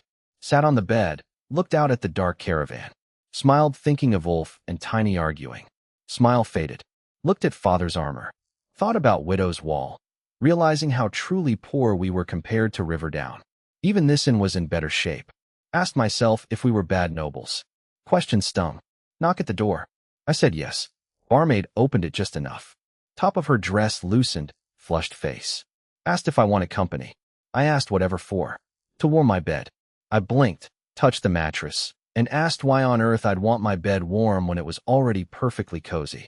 She just stared at me. I genuinely didn't get it. Asked why she was hiding behind the door like a creep. She said it was nothing. Asked if I truly required nothing else. I said I'd seek her if I did, complimented the stew. She said that was good to hear. I told her may the Mother guide her sleep. She stared, slowly closed the door. I stared back, wondered if something was wrong with the room. Lay down. Sleep didn't come immediately, but eventually my eyes closed. I woke up to pure agony. Sat up so fast the bed frame cracked under me. Clamped my hands over my ears. Thought someone had taken a baseball bat to my skull, but that was impossible. Nothing had ever hurt me before. I gritted my teeth, called out for Mother. The noise was just too much. I could hear everything. A guy coughing in the next room sounded like a cannon going off inside my brain. A rat scratching wood upstairs was sharp enough to make my jaw lock. Fire popping. Someone swallowing. A horse snorting outside. I curled into a ball, pressed my knees to my ears. Didn't help a bit. Heard Tiny muttering in his sleep. Heard Ulf farther away, whispering to himself, asking why he did those things, why they were screaming. Shook my head, pressed harder. Nothing. Then, through the pain, I heard laughter. Men outside. The soldiers. One said should have seen his face. Another asked Blackwood's boy. Said I, pretty little thing. Who was he asking about? Gregor and Ansel. The first one said remembered them coming through. Didn't matter now. Probably dead like the other lot from that garbage dump of a place. My eyes snapped open as they laughed.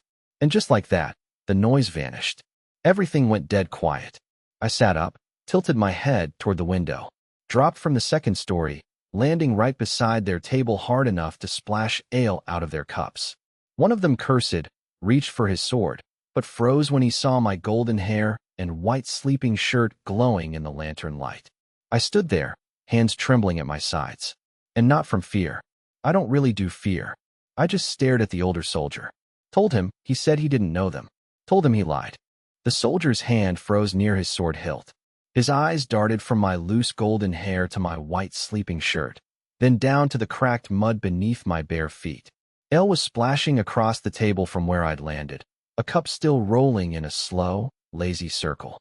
The older soldier swallowed hard. Said there must be a misunderstanding. I told him there wasn't. The other soldiers stopped laughing. Travelers outside went dead quiet, lowering their cups as they noticed the young noble standing in the middle of the yard. My ears were still ringing.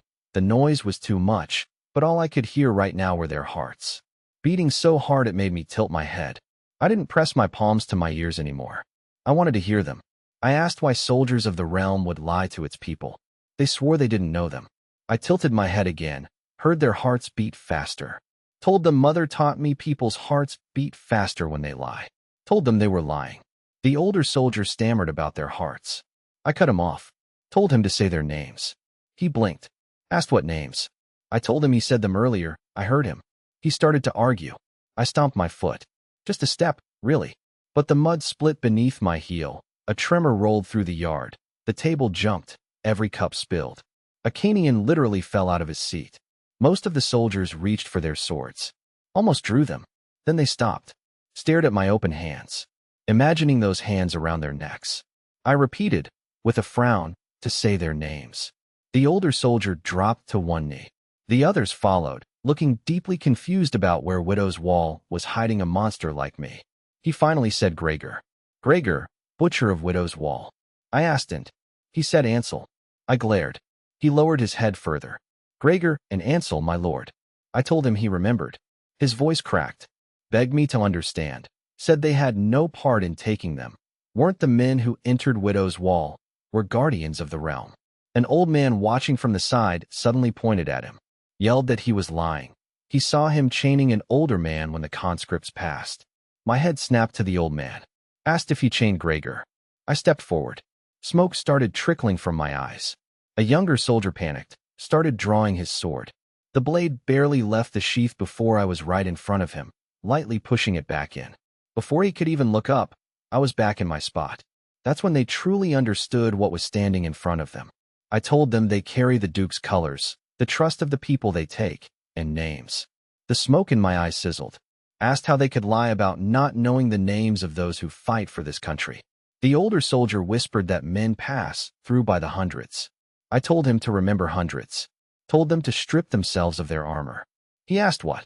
I told him they didn't deserve to wear it. He lifted his head slightly, begged, said they had families, were just following orders. I asked if their order was to chain the men and women who fight and die. Asked if they were mocking the sovereign of the 7 laws. He said he wouldn't dare. I told him he lied about the people he took, laughed at Widow's Wall. If his armor meant duty, remove it. If not, why wear it? He started to beg again. I curled my hands into fists. My knuckles cracked so hard the soldiers felt a blast of wind.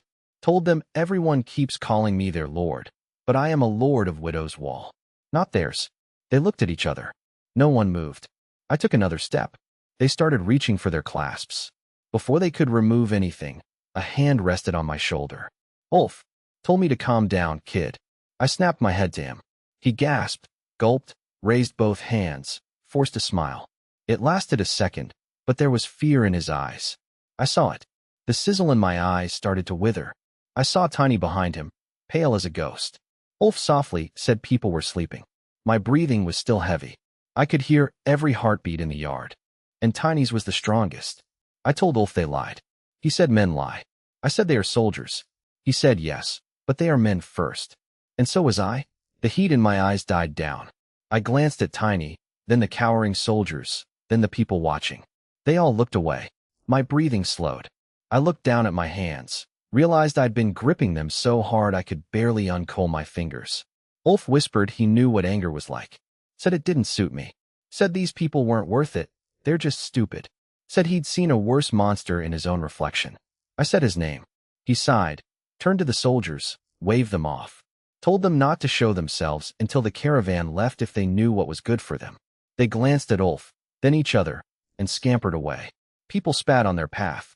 A Hisker woman bared her fangs at them, showing exactly how much respect they had for these guardians of the realm. Ulf asked why I didn't just join them at the camp.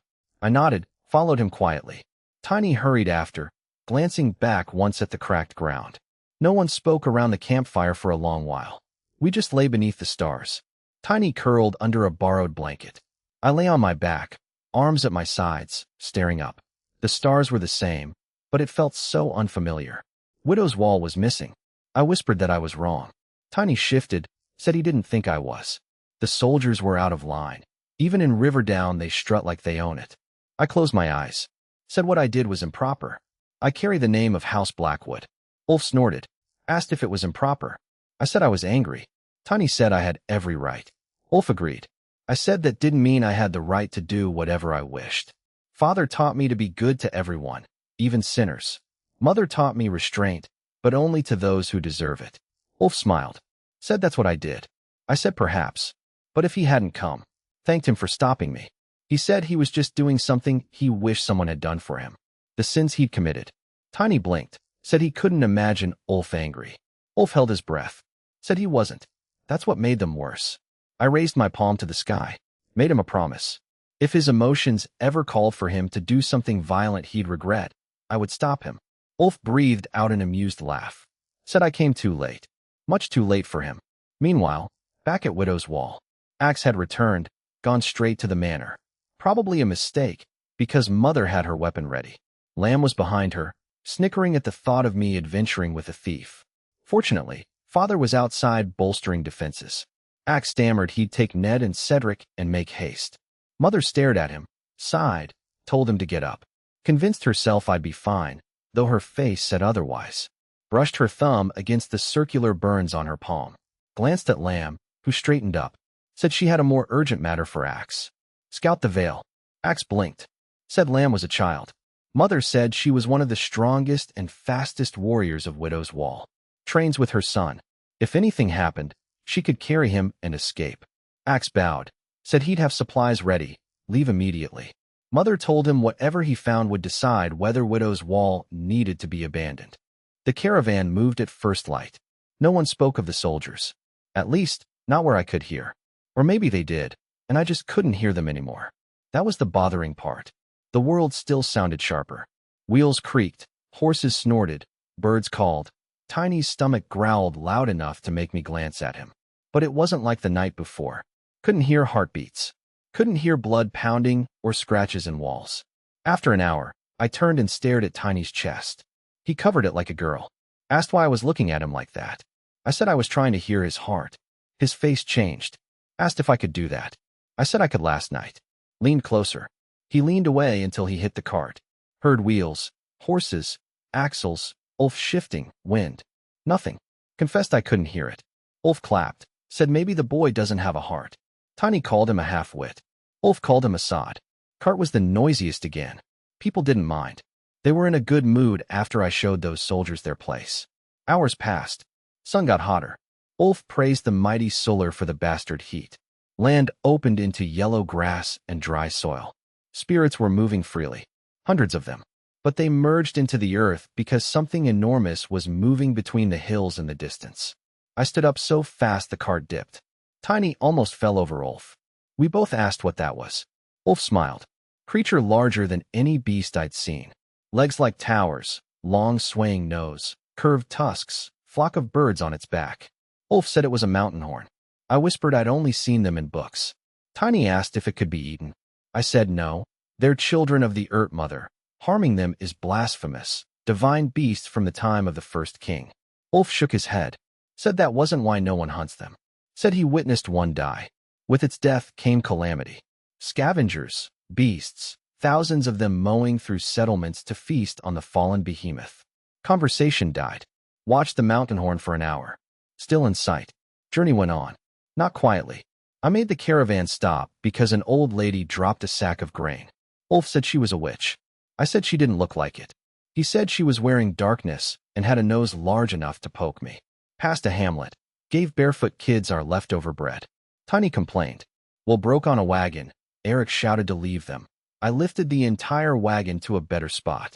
Everyone knew who I was now. Enigmatic young lord. Virtuous to a fault. Sun lowered, set up tents away from the road next to a large boulder. Stars scattered like spilled salt. Sat by fire with Tiny and Ulf. Listened to cinders. Ulf snorted. Tiny asked what. Ulf said he was thinking about the barmaid. I said I'd been meaning to ask, thought something was amiss with her. Ulf stared. Tiny lowered his bowl. I explained she asked if I wanted company. I said I didn't require anything. Tiny covered his mouth. Ulf's shoulders shook. I asked if I was rude, hoped I didn't offend her, thought she might be lonely. Ulf strained his voice, said I wounded her pride. Maybe, but not offended. I asked what pride had to do with it. She said she wished to warm my bed. It was warm enough. Ulf said that's not what that meant. I asked what it meant. He couldn't hold it in. Laughed so hard he had to put his cup down. Pointed at me, said I had a lot to learn. I said so does she apparently. Made him laugh harder. Tiny laughed too. Tightness in my chest loosened. Laughter faded. Tiny asked Ulf why he was joining the war. Said he keeps giving away coin, has none left, so it's not for pay. Ulf's smile faded. Said to shut the voices up. Asked what he meant checking his coins. Tiny said he heard him whisper in his sleep. Ulf scoffed, stared at fire, grabbed dirt, dropped it. Said he came to die. Tiny gasped. I sighed. Said to die in battle is a great. Ulf gave a sad smile. Said war doesn't sound so pretty now, we're not even in battle yet. I asked why he wished to die. He rubbed his face. Said because he was full of sin. Tiny whispered about the children he whispers about. Asked if he had children. Ulf scoffed. Said gods no, he's the last person deserving to have them. Tiny's eyes widened. Asked what he did. Ulf got quiet. Looked at me. Tiny, fire. Said he used to be a brigand. Tiny asked if he robbed people. Ulf's lips quivered. Covered his face. Said they raided small settlements. Hamlets, farms, shrines. Pillaged, burned. Tiny leaned away. I quietly said he was using war to punish himself. His jaw tightened. I said there's honor in seeking punishment. Sovereign will forgive. Law of amendment states. He raised his voice, bit his lip until it bled. Said no. Tears formed. Said don't give him that. Hand trembled. Reached for cup. Just held it. Said he hurt people. Women. Tiny stood up. Ulf closed his eyes. Said he took women from families. Hurt children. Tiny whispered children. Ulf said younger than Tiny. Smaller. Tiny's fists curled. Ulf said he killed them with his hands. In front of their mothers. Travelers too. Thought some might have been from Widow's Wall. Fire cracked louder. Camp disappeared. Just fire and us. Tiny looked at him in disgust. Whispered he was a monster. Ulf wiped his nose, nodded. I asked before he could say more. Were they sick? Ulf looked at me. I was only looking at fire. Said they weren't. I asked if they carried disease, would kill others. He shook his head. No. My hands on my knees. Asked if they had weapons. No. Voice trembled. Asked if they were already dying. Was it mercy? He closed his eyes. No. My breath paused. Tears gathered so fast Tiny whimpered. I muttered why. Why then? Ulf's mouth opened. Nothing came out. Said he was young. Cruel. Empty. No purpose. No God. No Lord. Worse than the barbarians. Tiny wiped his face. Ulf whispered it was easy. Did it again and again. Enjoyed it. My tears fell freely, gripped my cape. Told him he shouldn't have said that. Why did he have to say it? Now I have to. He didn't know. Said something snapped. Saw what he was. Ran away. Became adventurer. Tried to help.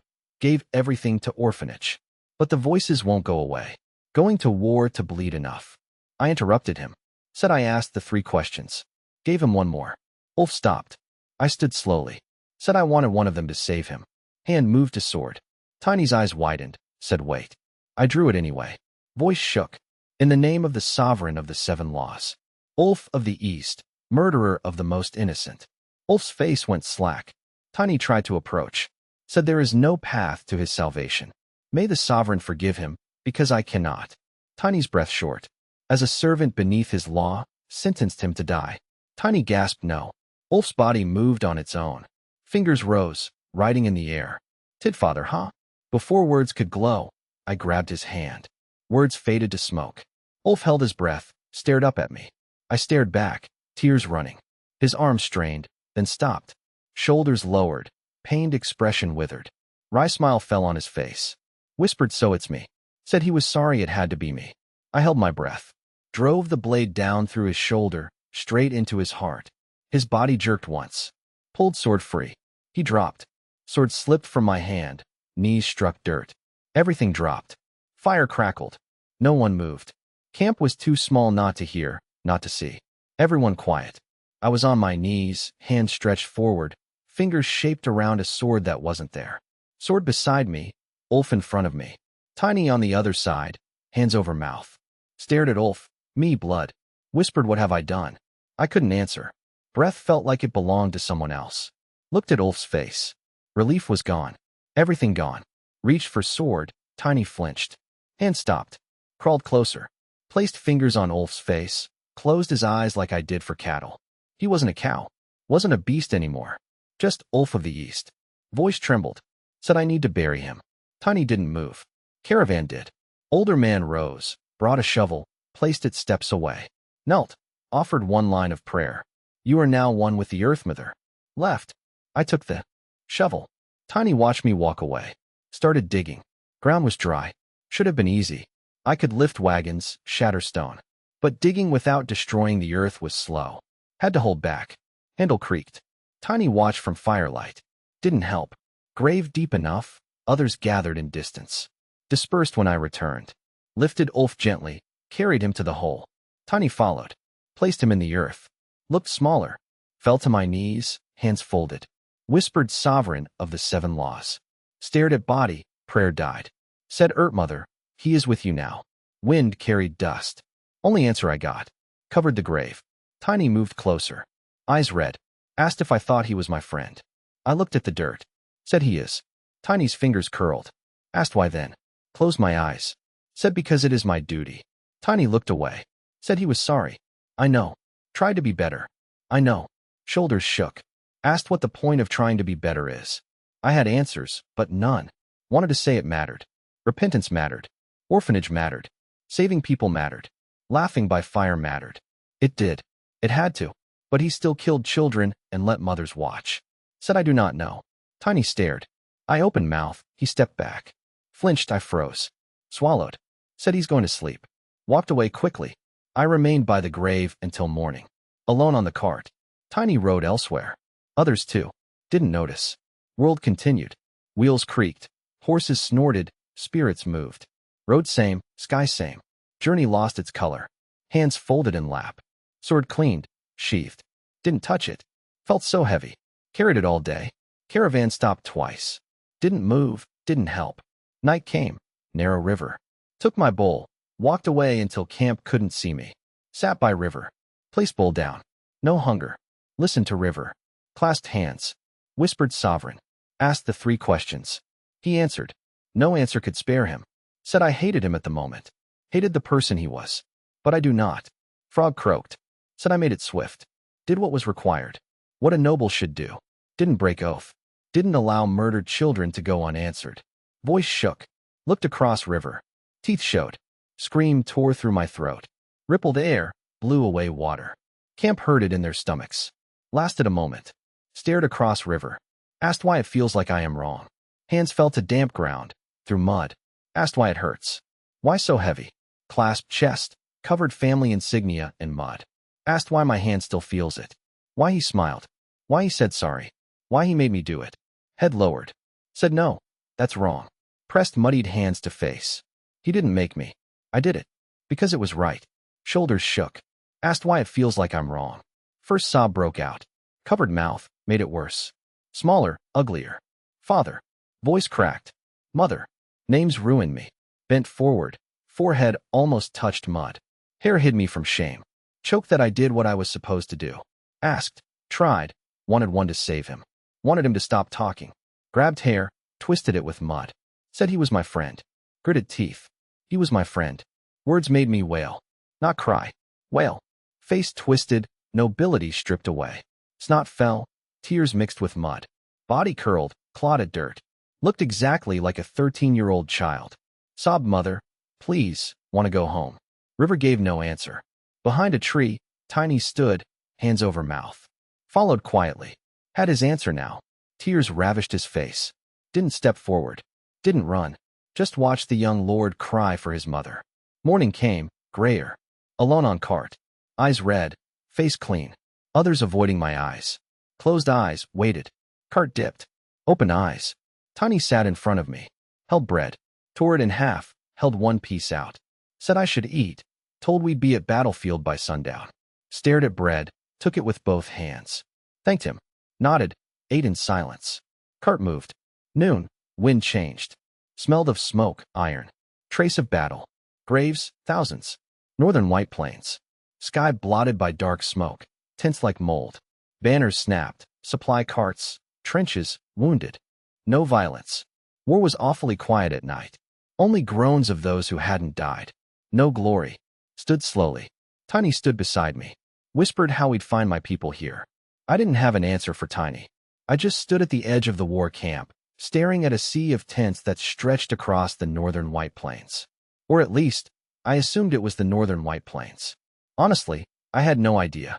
There were so many tents it looked like an entire city had just sprouted out of the mud. It seemed bigger than Widow's Wall, and I was absolutely certain there were more people here than in my entire barony.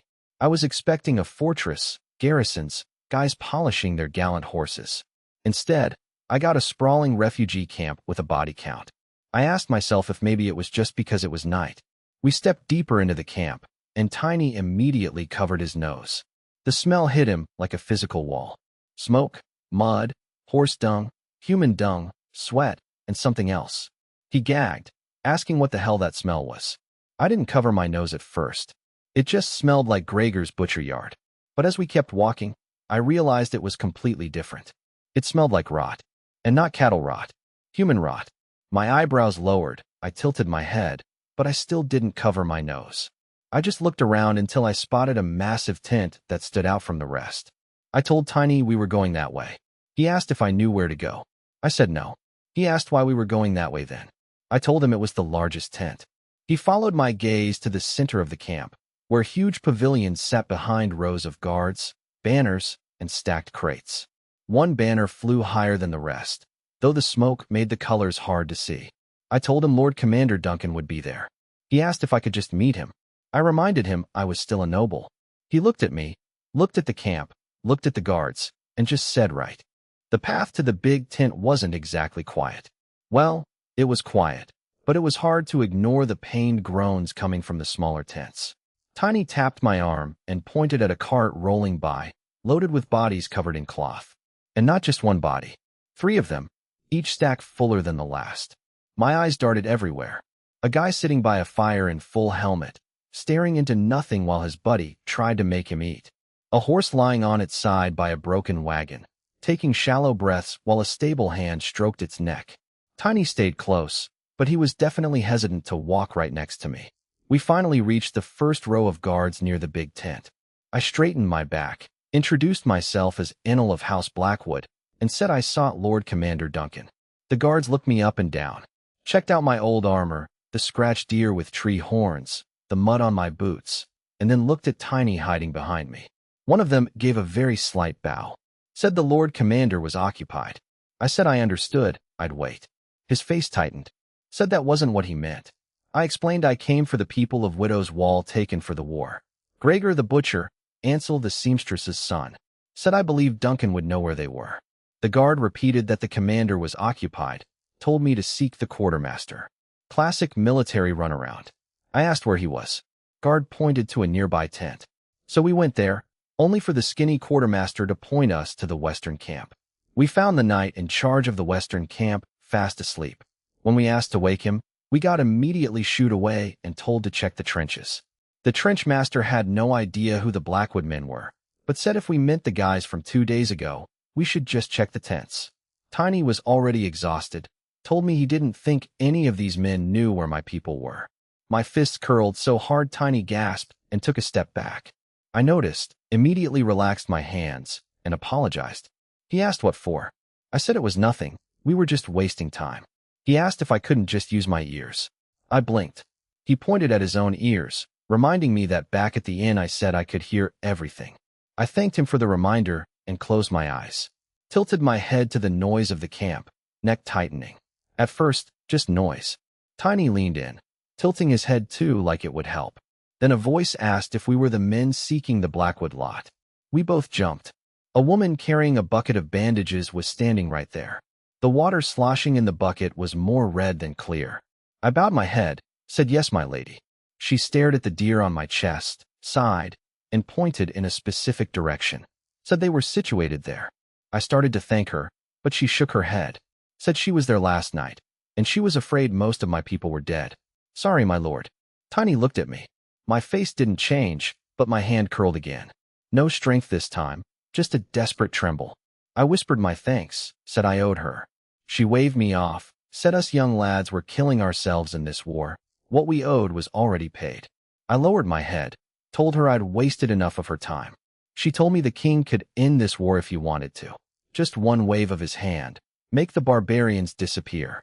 I asked what she meant. She said I hadn't heard. His Majesty crushed a rebellion in Wehrmacht that wandered too close to First Crown. Didn't even show himself. Did the rebels in from his pretty castle. Tiny's eyes went wide. Asked if the king was that strong. She said she mustn't keep us. Hoped we found the rest of our people, and stepped into the tent next to us. Just for a second, we saw the men inside. One missing an entire leg, the other with his guts spilling out of his stomach. Tiny covered his mouth. My breath paused. By the time we found the Blackwood tents, the moon was high behind the smoke. Small row of tents near the western edge. My family's banners strewn in the dirt, and absolutely no one was there. I stopped at the first tent. Flap open. Half-folded bedroll beside a cracked bowl. Strip of faded red cloth tied to a pole. Next tent had boots outside, one upright, one fallen. No people. Tiny swallowed hard. I stepped inside, crouched by the cracked bowl, touched the rim, wondering who was eating there. Tiny stayed outside. An older guy with a bandaged head and a blanket around his shoulders walked over, asked if I was someone's squire. Tiny said we were looking for the men who were here. I stepped outside, the old man bowed. I asked if they were alive. He said some were. I let out a breath. Tiny clasped his chest. I asked where. He said scattered. No one is where they're supposed to be. He'd lost his people too.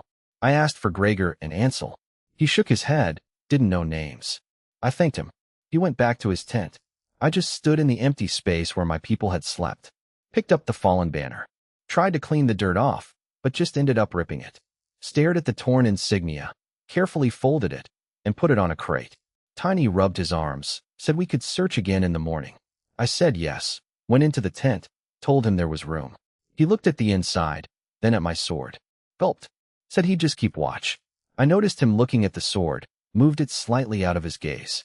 We were silent for a bit. He bowed his head, told me to sleep well. I started to say Matha, but he walked away before I could finish. I watched him go, then stepped inside. Lay down. Sleep didn't come easily. Tiny sat outside with his back to a post, hugging his knees under a blanket. We thought we wouldn't sleep, but we did. Our morning did not arrive gently. Screaming woke us up. Horns blared. Men shouting, boots pounding through the mud. I covered my ears, thinking the world was erupting again, but when the pounding didn't come, I relaxed. Tiny stumbled through the flap, pale as a sheet. Said he thought we were under attack. I stood up fast, asked what was happening. Another horn, closer. Roars of men, clash of metal. I stepped outside into pure chaos. The night showed me how dreary war was, but this was just a mess. Soldiers rushing out half-naked, some holding only shields. A barbarian on a horse twice the size of any I'd ever seen threw a torch at a tent and vanished. Tiny's breathing got sharp, said they were inside the camp. I stepped in front of him, but that was it. I had no idea what to do next because everything was happening everywhere. A soldier swung at a shadow and hit a guy in the same colors. A barbarian leaped over a wagon, got tackled by an Aldwin soldier, both skewered by a spike. Tiny screamed, asking what was happening. I had readied myself for war. Tiny had too. But nobody prepares you for this. My breath got heavy. Mother's stories surfaced. They were nothing like this. Not even close. But she taught me more than stories. Tiny yelled my name. I saw an Aldwin soldier swinging a spear at another Aldwin soldier through the smoke. I finally moved. Wind cut past the tents as I caught the spear by the blade. Told him to stop. The guy wore his colors. The soldier gasped, let go of the spear, whimpered, started to speak, but saw a shadow flying at me. Yelled behind me. Warning was too late. A giant axe swept through the air and struck my neck. The soldier didn't even have time to wince because the axe just bounced off my skin. Didn't cut a single strand of hair. The barbarian stared. I slowly glanced at him. He was broad, a foot taller than me, red bandana, red paint on his cheek. He was staring at his chipped axe. He stepped back, tried to pull it, couldn't budge it. I reached for my sword hilt, but Ulf's face flashed in my mind. The smile when he accepted his death. I closed my eyes, sighed, lowered my head. The barbarian snarled, pulled harder. I opened my eyes, looked at him, whispered that I knew what must be done, moved my hand away from my sword, told him I was Inel of House Blackwood, made an oath to protect the people of the sovereign. He didn't understand, pulled harder, reached for his knife, and stabbed at my eyes. Blade shattered on impact. I kept talking like nothing happened, fingers tightening on the axe. Told him he was his people too, but he broke his oath. My back straightened. Said I must do what needs to be done. He stared at his shattered dagger. Knew if he didn't get away, he'd die. Pulled again. I let go. He stumbled back. Before he could balance, I was behind him, edge of my palm against his thick neck. Quiet, wet crack. His head fell with his body. Tiny saw it. 2 soldiers saw it. None of them could process it. I turned to Tiny, he flinched. Stared at my face, then my hand. Saw the blood. Saw my fingers trembling. Looked back at my face, saw my lips trembling too. I told him to stay behind me. He nodded fast, followed me as I walked into battle. Everything was chaos, but none of it could hurt me, which made it easier to see who it could hurt. Barbarian raised a spear at a wounded man. I stepped in, caught the spearhead barehanded, pushed it back through the attacker's chest. Another rushed a helpless soldier. I moved gracefully, like Mother taught me, almost dancing. Waved my hand, cleaved the guy in half. Arrow flew at Tiny. I caught it, threw it in the air, caused a small boom that caught everyone's attention for a second. Battle kept going. Down Barbarian rolled in front of me, looking for his weapon. We stared at each other. I just left him alone. Tiny yelled my name. The same Barbarian rushed me with his weapon. I glanced back, disappeared, struck his chin with my palm, threw him several stories into the air. Again and again, they attacked. Again and again, I answered. I literally just walked across the battlefield. Sword broke on my arm, my elbow caved in the guy's chest. Axe caught my cape. I spun, pulled him off balance, stomped him into the mud. 2 Aldwin soldiers about to kill each other in the smoke. I caught both by the armor and threw them apart. Like a quiet storm, I started shaping the war. Aldwin soldiers started rallying behind me. Barbarians hesitated to get close, then stopped coming altogether. Then a roar shook the air. Everyone looked toward the battle cry. A giant was rushing us. Larger than the rest, braided beard to his chest, scars on both arms. Swatted soldiers away like flies. Yelled a Naito. Stabbed his axe into the ground, pointed at me. Swung his arms wildly, smoke tore into the air. Yelled Bateau. Smoke glowed, came to life. He stepped through it, muscles swelled. Breath burned around him, etching words into his skin in red. Flesh crackled into stone until his whole body was a boulder. Nobody warned me the enemy had literal rock golems. Soldiers stepped back in terror. He only had eyes for me. Smoke billowing from his nose, he lunged. Ground cracked. Tremors made everyone lose their footing. Roared again, mud burst. Iron fist swung forward with enough force to whistle. I raised one finger. His fist stopped against it. Red words flickered wildly. His eyes went from anger to confusion to fear. I grabbed his fist, pulled him close, struck him once in the chest. Actually, through the chest. My entire arm pierced his iron chest and came out the other side. Tiny forgot to breathe. Everyone saw it. For a moment, the western camp went completely quiet. People forgot what they were doing, watching me casually pull my arm out. One barbarian stepped back, then another, until they all started retreating. Someone yelled they were running. Aldwin soldiers raised weapons, surged forward, yelling to kill them all. I appeared in front of them, cape flapping, golden hair blinding them. Said no. Most stopped. A mounted knight rode past, sword pointed at the enemy. I stepped in his path, caught his horse by the bridle. He yelled what I was doing. They were retreating. I said yes. He said we cut them down before they regroup. I said they were running. He said they were the enemy. I said we do not attack men from behind. He called me a fool, said this is war. I looked up at him, said, and yet we are still men. Men have rules. He yelled not in war, told his men to charge. Not one soldier moved. He gritted his teeth, dismounted, looked at me, ignored my insignia, sighed, shoulders relaxed, asked me to forgive him, said the war changed him. I couldn't say anything, just looked at my trembling hands. He finally looked at my chest, asked if House Blackwood had a hero like me. I said I wasn't a hero, just Baron Blackwood's son. He didn't know they had a son. Asked if I'd be leading them to battle. Before he could finish, a familiar voice called my lord. I turned. Gregor was moving through the crowd, Tiny leading him. Gregor was huge, wild beard, arms covered in bandages. He looked at me, couldn't believe it. Who else glows on a battlefield? He dropped to one knee. Said, young lord. Men around him froze, lowered weapons. For the first time since I woke up, I felt relief. Whispered his name, said he was alive. He looked up, asked if Lady Mira was with me. Said she was home. Asked about the Baron. Home. His face twisted, asked why in the 7 laws I was here. I sighed. Said Lisa asked me to bring him home. His mouth opened, cleaver slipped, and hit the mud. Cursed that stupid blessed woman. I told him I made an oath under the sovereign to bring him back. He opened his eyes, said I shouldn't have done that. An oath is serious. Most of ours were already with the Earth Mother. I looked at the battlefield. Tiny lowered his head. I asked most. Gregor nodded. Tiny asked about Ansel. Gregor's jaw tightened. Said he was taken. My eye twitched. Gregor said during the last push, Northerners came at night, took prisoners when they fled. Tiny frowned, thought they only took women. I looked at the retreating barbarians. Said Ansel looks like a woman. Tiny said, huh. I told Tiny to take care of Gregor. Tiny blinked, asked me. Gregor blinked. He was 3 times the boy's size. Started to say he didn't think, but I was already moving. The knight raised his sword, mounted his horse, but I was already tearing across the western field. Mud and grass exploding behind me as I chased the retreating barbarians north. The knight repeated his order, voice. Lower this time. By the order of the Lord of Widow's Wall, we stay put. No one answered, just stared at my trail. Someone whispered Lord of Widow's Wall, asked where that was. Tiny looked at Gregor. Gregor just stared at where I went. Knight looked at the path, slowly raised his sword. Yelled House Blackwood. A few soldiers repeated it. Then more. Then someone in the back yelled Hail the hero of the western camp. Everyone followed. Tiny whispered to Gregor, asked if I'd be all right. Gregor immediately said no. Nothing will ever be all right after this.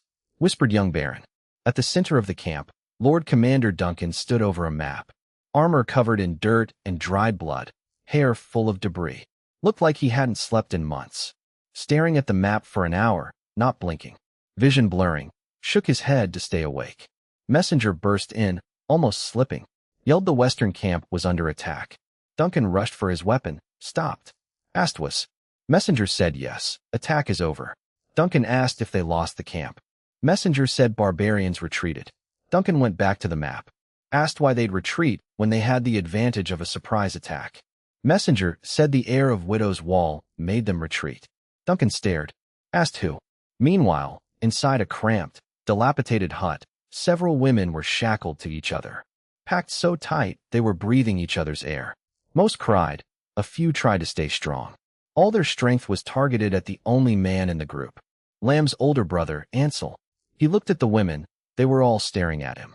At first they were courteous because he was the youngest. Once they knew he was a man, attitude changed. Felt like he'd been there forever. No windows, just light through gaps in the logs. They stopped staring, which he preferred, but he hated the silence.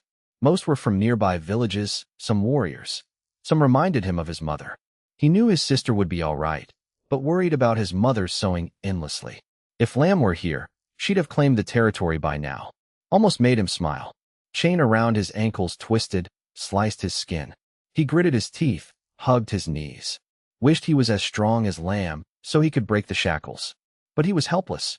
Barbarians laughing outside. Sounds seeped through the wood. Women wanted to cover their ears. Didn't understand the words, but the huffing meant nothing good. Someone asked what they were saying. Everyone turned to the only woman chained to the ground. Older, pregnant, near the back wall, hair braided, just a cloth covering her. She hadn't spoken much, but everyone knew she understood the barbarians. She sighed, said it was best they didn't know what awaited them. Her bloated belly was enough of an answer. They all wailed. Ansel pressed his fingers into his knees. Wanted to tell them not to cry, but what would he say? No one was coming. Gregor was probably dead. Aldwin didn't have men to spare. This war would be over if they grabbed me instead of him. Gasped at his own thought, shook his head. I was a child. Bringing me to war would be a disaster. Highly idealistic, stubborn, fearless. Complete opposite of him. Then a scream rose outside, different from their usual bellows. Another scream. Door shook. The old woman went pale. Ansel asked what it meant. She tugged at her chains. Someone else asked. She stopped struggling. Looked at everyone. Said monster. Inyani na Naito. Spirit monster. One woman clasped her hair. Said they angered the spirits. They came to punish them. Another yelled surely they came for the barbarians. Ground quaked violently. Dust showered down. Someone fell against Ansel. He caught her. Another tremor. Low-pitched whistle moved through the camp. Small boom shook the hut. Barbarians screaming. Everyone knew what they were feeling. Fear. Door shook as someone slammed against it. Women scrambled back. Ansel pulled his chain, grabbed a broken piece of wood, pointed it at the door. Barbarian stood there, breathing hard, blood from his nose. Stepped forward, then vanished. Small yelp, something gold and red swept him away. Ansel stood there holding his stick. Heard a familiar language outside. I am not here to kill any of you. Please do not fight back. I do not want to hurt anyone anymore. Ansel's grip loosened. Another northerner shouted, didn't finish. Old woman whispered they were begging for mercy. Ansel asked if barbarians rather die.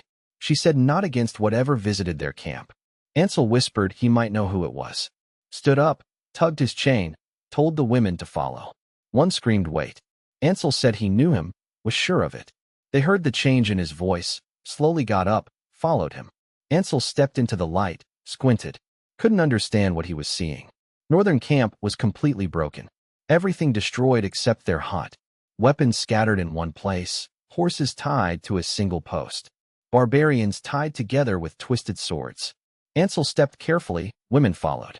A northerner rushed them, disappeared when the gold and red shadow blew past. Not a shadow. Ansel was right. It was me, tying the barbarian to the lot, using my torn, muddy cape to wipe my hands. Glanced back. Ansel was about to wave, but saw my face. A face the young baron had never made before. Not crying, no frown, but a clouded look in my eyes, similar to the women. But when I spotted him, a forced smile crawled onto my face. Ansel froze, didn't know how to return it. Forced a smile, waved. I carefully approached, bowed to the women. Said I was here to take them home. Eyes moved to their shackles. Said all of them. Ansel looked past me at the bound northerners. Asked if I spared them. My forced smile faltered. Said they stopped fighting. He said they took us. I said I know, we are at war. He swallowed. Asked why they were still breathing. These people put their hands on women. I looked at the women, then the tied men. Quietly unsheathed my sword. Asked which one, Ansel. He tightened his grip on his stick. Stared at me, then at the ceremonial sword of House Blackwood. Voice lowered. Asked does it matter. Back at the western camp, wounded still numbered a dozen, but deaths could be counted on one hand. That surprised Lord Commander Duncan the most. People greeted him. He motioned them to stay put. Told them to settle, rest. Rushed to a guy with an arrow in his thigh, rolled the man's arm over his shoulders, lifted him, yelled for aid. Placed him on a cot, helped rebuild a collapsed tent. Saw people struggling to drag a boulder. Realized it was a barbarian. Tibai the mountain crusher. Squinted at the hole in his chest. Asked if he did that. The knight following him said yes. Enel of House Blackwood. They call him the hero of the West Camp. Duncan stared at the corpse. Subtle smile crept on his face. Said they could use that right now. Told the knight to guard the camp. He'd go. Someone screamed for help. Duncan disappeared. The force of his sprint almost knocked the knight over. Other soldiers ended up in the mud. Knight helped them up. One thanked him. Said he forgot the Lord Commander was a hero. Knight scoffed, smiled proudly. Said the Lord Commander carries himself like a common soldier, but never mistake him for one. His breath is at the 6th depth, second only to the prince. Soldiers asked who was stronger, Duncan or the hero of the West Camp. Duncan arrived at the fallen horse, crouched by the trapped man. Lifted the horse. Everyone backed away because the man's lower half was mangled, guts splayed out, bones sticking out. Duncan calmly looked at him. Man thanked him, voice slurring. Duncan pressed his head down so he wouldn't see his wounds. Told him he'd be fine, Pete of Pigeon's Grove, and he fought well. Pete wheezed, asked if Duncan knew him. Duncan said of course, looked at the priestess. She lowered her head, shook it. Duncan turned back to the dying man, closed his eyes. Asked Pete to tell him about Pigeon's Grove. Pete looked at the bright sky, remembering home. Duncan placed his hand on his chest. Fingers pierced through Pete's heart. Quick, single breath. Just casually euthanized the guy while smiling. Pete died thinking of home. Smile stayed on his face. Duncan prayed the sovereign take him home, pulled his bloody hand away. Told the men to bury him with the brave brothers and sisters. Nodded, turned toward the barbarian camp. Shout rose. Hero of the West camp is back, brought the others. Men rushed to the far end, cheering, wounded trying to stand. Duncan smiled. Asked the knight if he wasn't going to meet the hero. Knight started to speak. Duncan said it's okay, I will meet him too. Told him to bring him to me afterward. But no one needed to bring anyone, because I was already walking toward him. Lord Commander Duncan. A name dropped in the Blackwood Manor more times than I could count, and I probably said half of them myself. One of the heroes of Aldwyn, the Sword of the First Hour, named that because he apparently squashed an entire rebellion in 60 minutes. The guy had multiple books written just about him. And now I was standing right in front of the actual legend. I looked up at him for a second and dropped to one knee. The soldiers who had been quietly cheering for me as the hero of the West camp went dead silent, replaced by soft murmurs as they lowered their heads on pure instinct. For a moment, Duncan just looked at me, took in the torn cape, the ancient armor, the mud on my knees, the blood on my hands, and my golden hair falling over one shoulder. His whole body actually trembled. I guess he finally found someone with actual nobility in a sea of selfish jerks. He told me to stand, saying a lord's son only kneels to his parents, his king, and the gods, not some old soldier covered in mud. I looked up, slowly stood, and started giving him the whole honored to meet you, sort of the first hour spiel. He cut me off immediately, saying he was the one honored to meet the heir of Widow's Wall. His eyes moved to the captives being treated around us, then to the bound barbarians I dragged all the way from the enemy camp. Said he didn't know Blackwood had a son, let alone a hero. I quickly shook my head, told him I was no hero, my flesh was just blessed by the gods, which is why my parents raised me quietly. He nodded a few times, said no mere man could keep a miracle quiet, and that cities standing against a veil often produce hard people. He glanced at Gregor, but when his eyes hit Ansel, he looked away fast. Said Widow's Wall was full of them. He asked if the tied-up barbarians were everyone from the nearby camp. I said no, these were just the ones named by the captives. I left the rest in their camp. Told him it was up to him what to do with them. Just asked them the 3 questions. He stared at me for a second, then laughed and put a hand on my shoulder. Said gods, I truly was Blackwood's son. I blinked, asked if he knew my father. He sighed, called my dad a swan amongst vultures, a noble unlike anyone he'd ever seen, kind to a fault, maybe too kind. Said he reminded him of me. I looked down, muttered that I had spilled blood. Duncan bowed his head slightly, said because of that, I had the gratitude of the crown and its people. I saved these people. The soldiers nearby listened, all slowly bowed their heads, looking at me with even more reverence than before. Duncan turned north again, said with me here, the war would end before the month did. Maybe before the week. Said no other hero answered the call. The king and prince were stuck in the capital. Border lords were guarding their own dirt, and he couldn't leave the camp. His smile returned a bit. Said maybe the sovereign sent me to help. I lowered my eyes. Told him I wasn't here to fight the war. His smile didn't vanish right away, but it definitely changed. Asked what I meant. I said I came to bring my people home. Gregor and Ansel. They were the only ones left. The smile completely fell off his face, and he slowly took his hand off my shoulder. Said the war wasn't over. I said I knew. He said then my people couldn't leave. I looked up at him, said they weren't leaving, I was taking them. Tiny swallowed hard, looking at Gregor, who was stiff as a board. Ansel looked between us, wanting to step forward, but looking like he still had chains on his ankles, even though I'd taken them off. Duncan's face went completely still as he stepped back. told me to choose my next words carefully. I said I already chose them. His hand dropped to his sword hilt. Reminded me I was a noble. Conscripted men were soldiers of the realm. Abandoning the field was desertion. Taking them by noble command was treason, especially from someone representing their house. The soldiers went even quieter. I clasped my chest, told him I made an oath to my people and the sovereign to bring them home. Apologized, but said that oath outweighed everything, even his majesty's. Duncan said no. He made an oath too. To the crown, the realm, the men behind him and buried under him. Couldn't let me take soldiers just because my oath was dearer to me than his was to him. Tiny looked between us, probably thinking we were weirdly similar.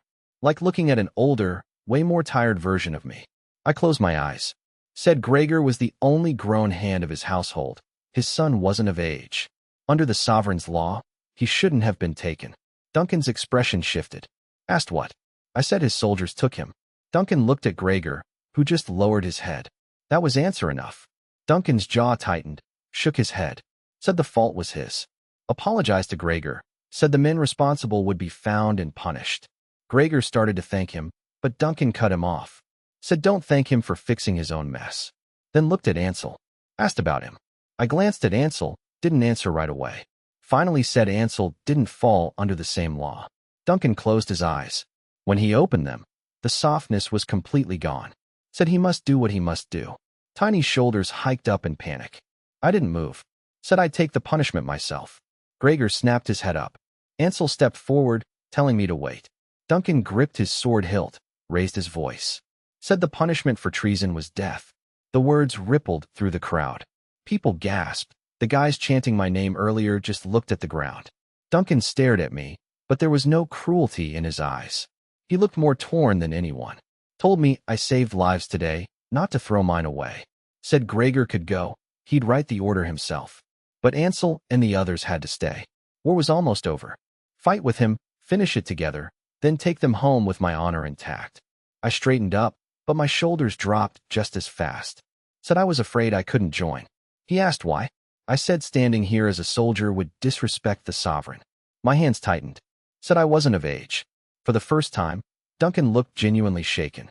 Everyone looking at the ground snapped their heads up, completely confused because I was built like a brick wall.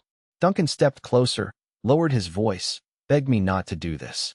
I looked up at him. He said there were too many witnesses. If I spoke treason, he couldn't unhear it. If I walked away, he couldn't pretend he didn't see it. I said I knew. He said no, I didn't. I was young. I said I knew. He said I would die. I lowered my eyes. The camp vanished.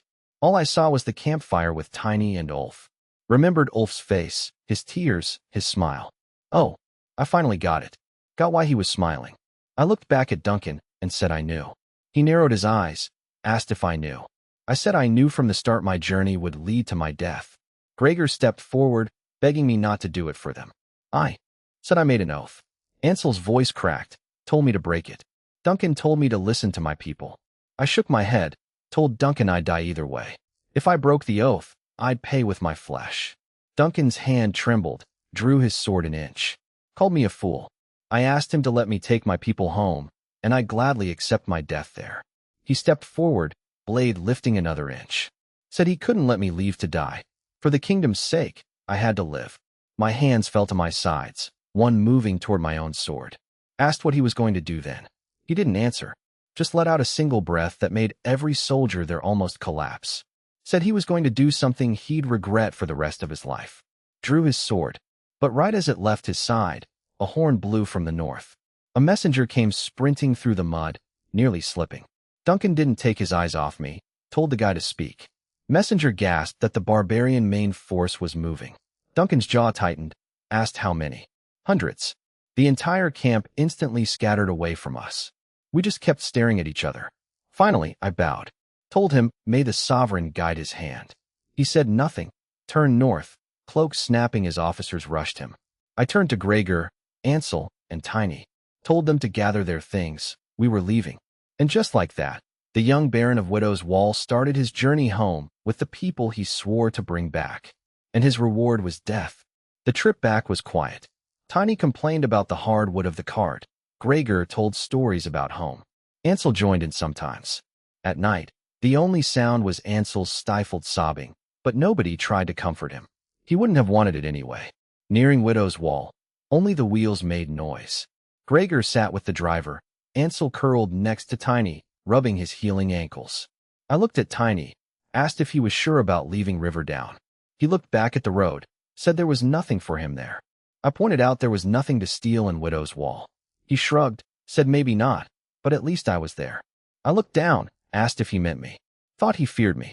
He looked away, said he did, but he respected me more. I muttered I didn't know if I deserved that. He said that wasn't my call. Gregor laughed, said the boy made sense. I stroked my chin, said very well, but when we arrived, he still had to receive his punishment for being a thief. Tiny's eyes snapped to me, asked if I was serious. I said yes. He argued he followed me into war. Yes. Almost got an arrow to the knee. Yes. Carried water for the wounded. Yes. Didn't even steal the good knife in the quartermaster's tent. My eyes narrowed. Asked if he considered stealing from the army. He stared at me, slowly turned to Gregor, and asked if it was too late to go back to Riverdown.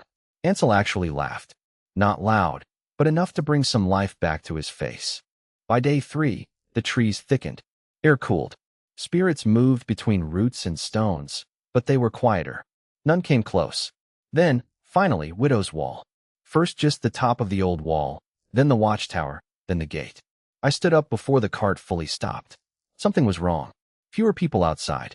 The fires near the road were gone, just gray patches on the dirt.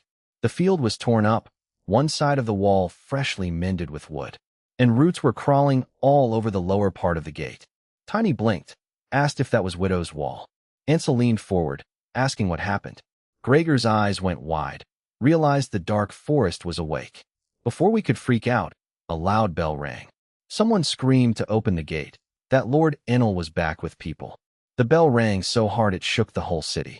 People came running. Not many at first, but when they realized who it was, everyone poured out of the alleys. Lisa shoved her way through the crowd.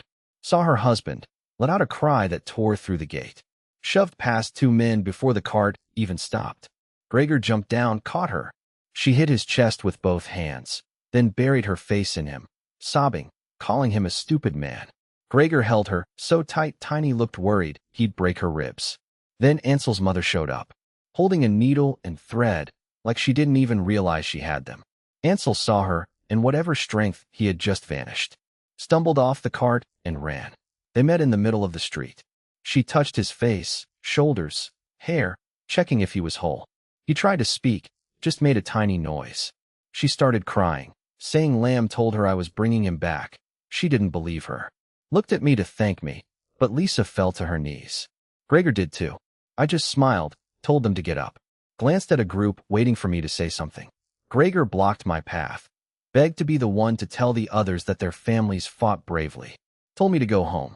Ansel stepped up, said he owed me his life. I stared at them, nodded, turned around. Tiny immediately jumped in front of me, yelling at people to make way for the young lord. I wanted to tell him to chill, but it was too late. People were bowing, stepping aside, whispering my name, trying to reach out and touch me. I was used to it. Tiny was wide-eyed at the display. They were treating me like a god. I just smiled and bowed to them, told Tiny this way to the manor. We finally escaped the crowd. Tiny's relief died the second he saw the manor. It was dilapidated. Probably the worst house in the barony, saved only by its size and massive, completely dead garden. Realized the rumors about us being the poorest noble house were dead on. The door opened. Father stepped out. Didn't run, but walked faster than normal. His calm face was way too fragile, like he was afraid running would shatter it. Mother came out beside him. Looked at Tiny, confused. Then looked at me. I bowed, Tiny copied. Said I had returned, raised my head with a smile. That smile completely stopped them in their tracks. Mother stared at my face, shoulders almost fell. Whispered oh no, covered her mouth. Father walked over, didn't say anything for a second. Put a heavy, careful hand on my shoulder. Said I did it, I brought them home. I said yes. Mother didn't approach yet, just kept staring at my smile. Told us to come inside. Cheering was distant once the door closed. Inside was dimmer than I remembered. One window boarded up. Crack in the wall near the stairs. Old carpet rolled away, dried stains on the floor. Father saw me looking. Said the forest had been restless. I mentioned the roots on the gate. Mother's hands closed. Father said we'd speak of it later. Nobody moved. Tiny was trapped, didn't know what to do. Mother stepped forward, wrapped her arms around me. I carefully hugged back, lowering my strength as much as possible. Felt her breathing against my chest. She gripped my armor, the torn cape, the cloth underneath. Whispered I was thinner. I said I had eaten. She said that wasn't what she meant. Father put a hand on the back of my head, tried to speak, but the words died in his throat. Mother pulled back just enough to look at me. Said my journey brought them home. I said yes. Father looked at my face, finally spoke. Asked what the journey took from me. I just smiled again. That was when Mother's tears fell. Not loud. Face barely moved. Just stared at me. Then pulled me back into a hug. Her arm shook this time. I didn't cry. Just rested my cheek on her head, held Father's hand. Said I was home. She nodded, said I was home. Father turned his face away. We stayed like that for a while. Well, the four of us. Tiny was still awkwardly standing there. Family separated. Father rushed to the kitchen. Mother took Tiny to a guest room that desperately needed cleaning. I stepped out back to breathe. Looked at the broken terrace from the night arrow. Looked at the tall walls, more cracks now. Walked into the yard. Noticed the ground had more marks. Not from roots. Footprints. Squinted. Heard a whistle. Snapped my head around. A set of dirty little toes was heading straight for my face. I didn't dodge. Just turned my cheek.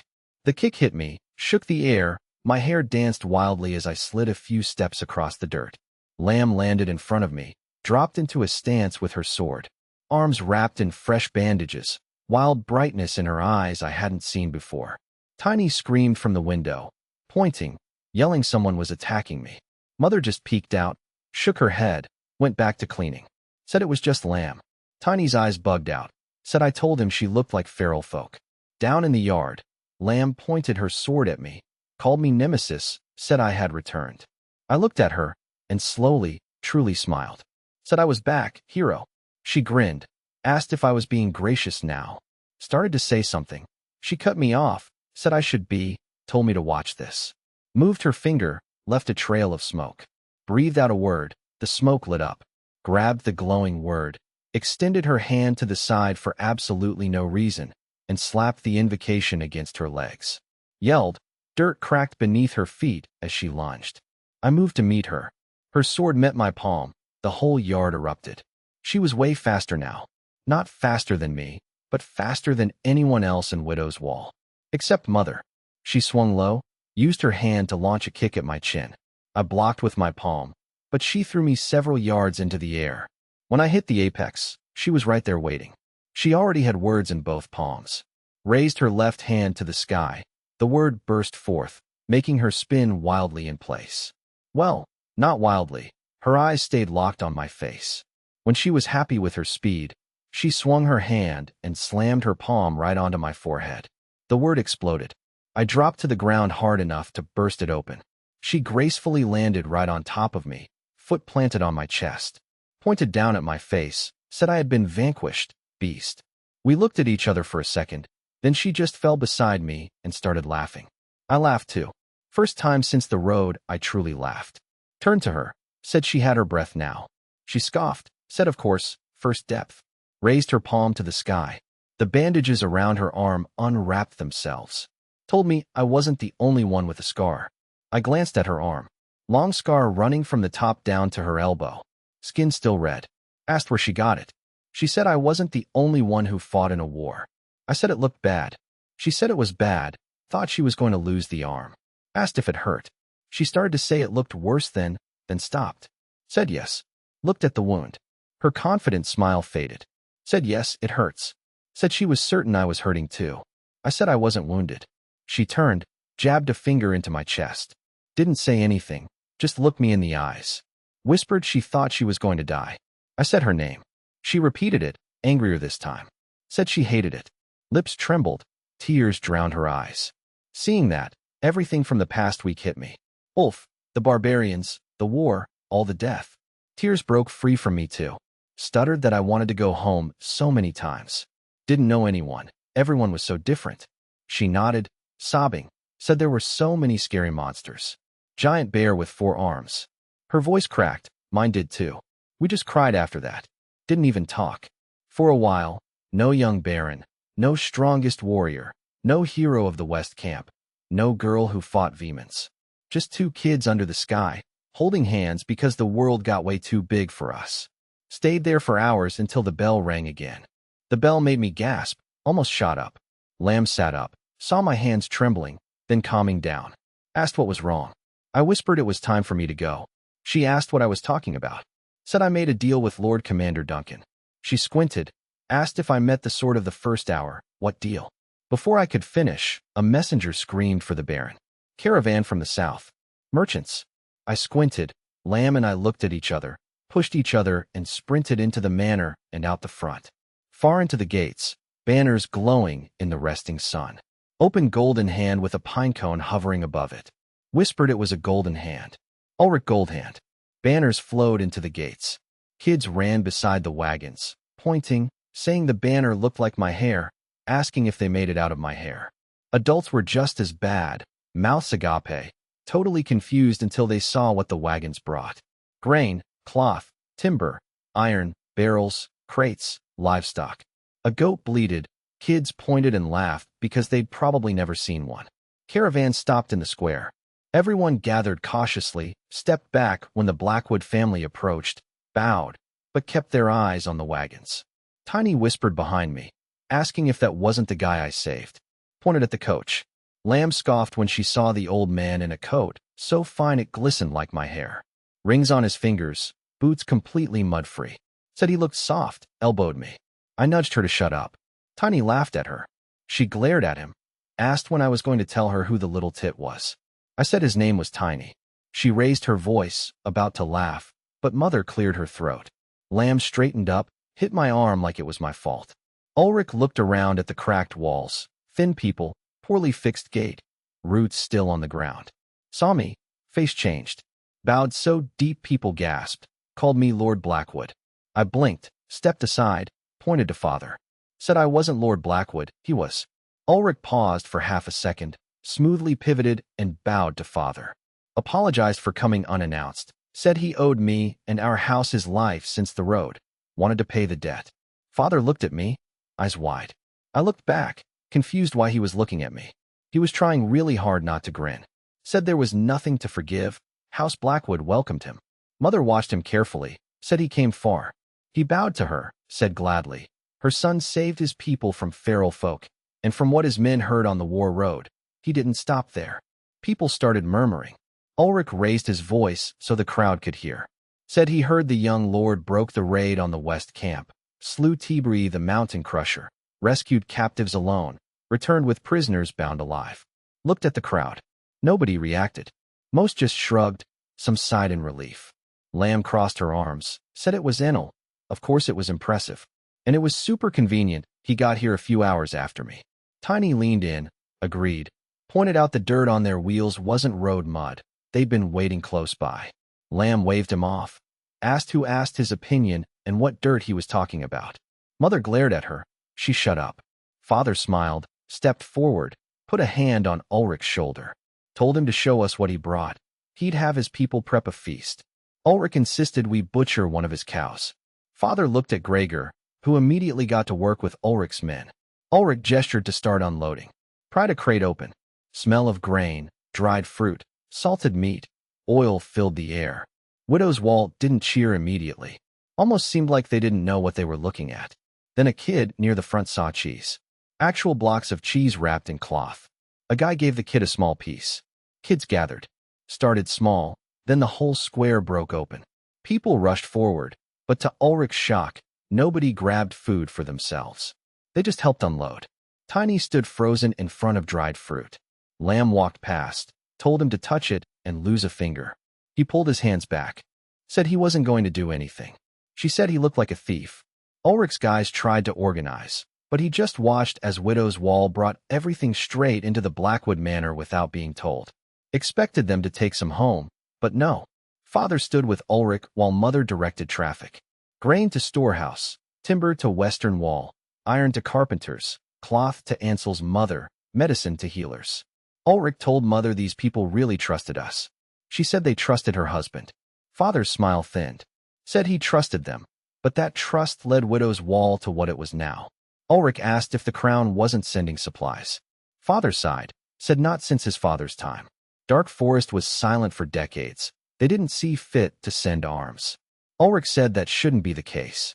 Father pulled him away, said they could talk about unpleasantries later, let him introduce him to the people and the reason the place still existed. Ulrich asked where they could set up trade. Father's eyes bugged out. Asked if he wanted to bring trade to Widow's Wall. We had nothing to trade. Ulrich motioned to the crowd. Said we had an empty square and trusted hands to build it. Said trust was the greatest commodity in Aldwin. Bowed. Said he owed his life to my son. Would be lying if he said he wouldn't gain anything. He would. Believed Widow's Wall was about to be the center of everyone's attention. Glanced at me doing something foolish with Lamb. Said anything he gained wouldn't be here without me. Asked that House Goldhand be accepted as sworn merchants of House Blackwood. Bowed deeper. Father stared, then bowed back. For the first time in decades, Widow's Wall started to rise. Days that followed were busy. Almost festive. Everyone had something to eat every day, so that counted. Craftsmen had supplies to argue over. Nobody argued about repairing the manor. Even kids helped. Tiny got officially hired by Father as my hand. Lamb had opinions. Asked why she wasn't my hand. Mother told her she was my sword. That was different. She smirked, looked down on poor Tiny. Just like that, he was part of the manor. Repairs kept going. Ulrich was shocked at the speed. Mostly because of me. I helped everywhere. Lifted beams, carried entire wagons of barrels. Ulrich watched me carry a house-sized boulder without taking a breath. He'd seen a lot of blessed kids. None came close. Thought I wasn't just blessed, might be one of the gods. Made him tremble. Not just my strength, but how loved I was. Laughed with the people, they laughed with me. Week passed, colors returned.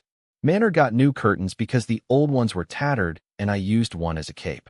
Roots from the dark forest cleared, no Vemans seen. Father noticed. Mother noticed. Lamb noticed and almost said it. Asked Mother if she didn't think it was strange that as soon as I arrived, the monsters stopped. Mother cut her off. I walked up. Asked what about the forest. I'd been waiting for Vemans, but none came. Mother shook her head. Said the forest just woke up. Lamb and Axe scouted. Most Vemans moving idly. Only a few attacked. I asked why. Offered to scout again. Father joined in with a ledger. Said no need. I was needed here. I looked up at the dark clouds over the forest. Said as he wished. Work continued. Widow's Wall became an actual barony again. With Ulrich and the new market, it would grow more. But through it all, I kept looking up at the bells on the walls, my breath freezing every time. Every morning, I helped rebuild. Every afternoon, trained with Lamb. Every evening, sat with parents, answered questions about the war without really answering. Every night, looked at the bell. Tiny asked one evening, while carrying a massive laundry basket, if I told them yet. I looked away from the bell, asked about what and who. He tightened his grip, said Lord Commander Duncan. I stared at him, looked down. Said I would. Tomorrow. He said he only knew me for weeks, but I was a terrible liar. Heard me say that yesterday. And the day before. Days passed, still didn't say anything. One day, during a meal, the bell rang again. I walked away from the table, rushed to the newly rebuilt terrace. Parents looked at each other, followed. Tiny was there with a broom. Lamb was far away on top of the wall above the gate, hand on her sword, watching riders approach. Saw the banner. Black and crimson wolf. Insignia of His Majesty's military. She rushed to the manor. Leading them was the sword of the first hour. Lord Commander Duncan had come to collect.